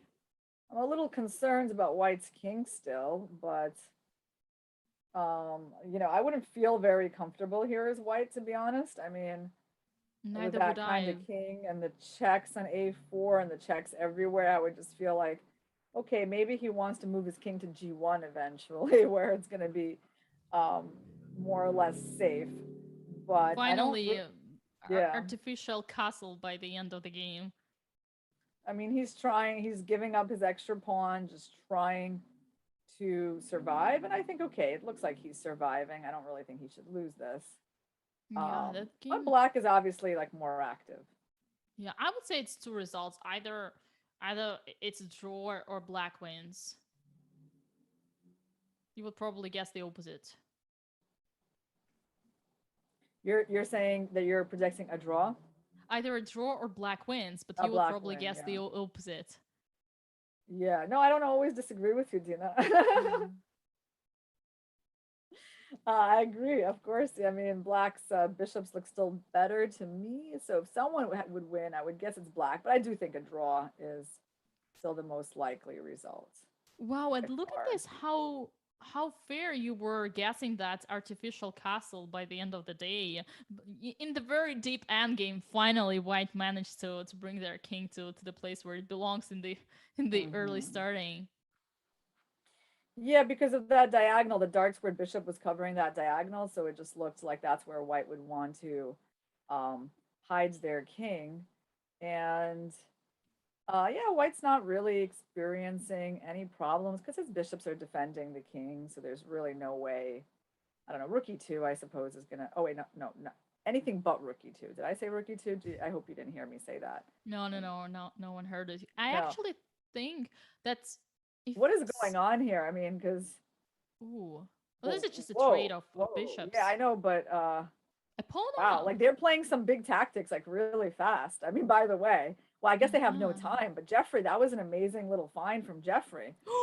Ooh, what is Ooh. this evaluation? Oh, there is a pin. There is a Oh pin. Look at wow, he's it. gonna lose. He's gonna lose the bishop Rook on. takes f3. Isn't the air? Rook takes f3. No, no, no. What am I saying? Wow, there's another pin. What is That going what? on? Rook takes b3 draw. Oh Wow, incredible. wow. Jeffrey, look at that, what he pulled out. That Wow. was so bad for Yeah, him we at some had to show point. this one. Oh, we cannot Amazing, anymore. amazing defense, you know? Wow. Well done. Well done. There was that rook f3, and then would actually win, but okay. Ooh, b3. Alexander Shwanov praising Adiban the Beast, playing one b3.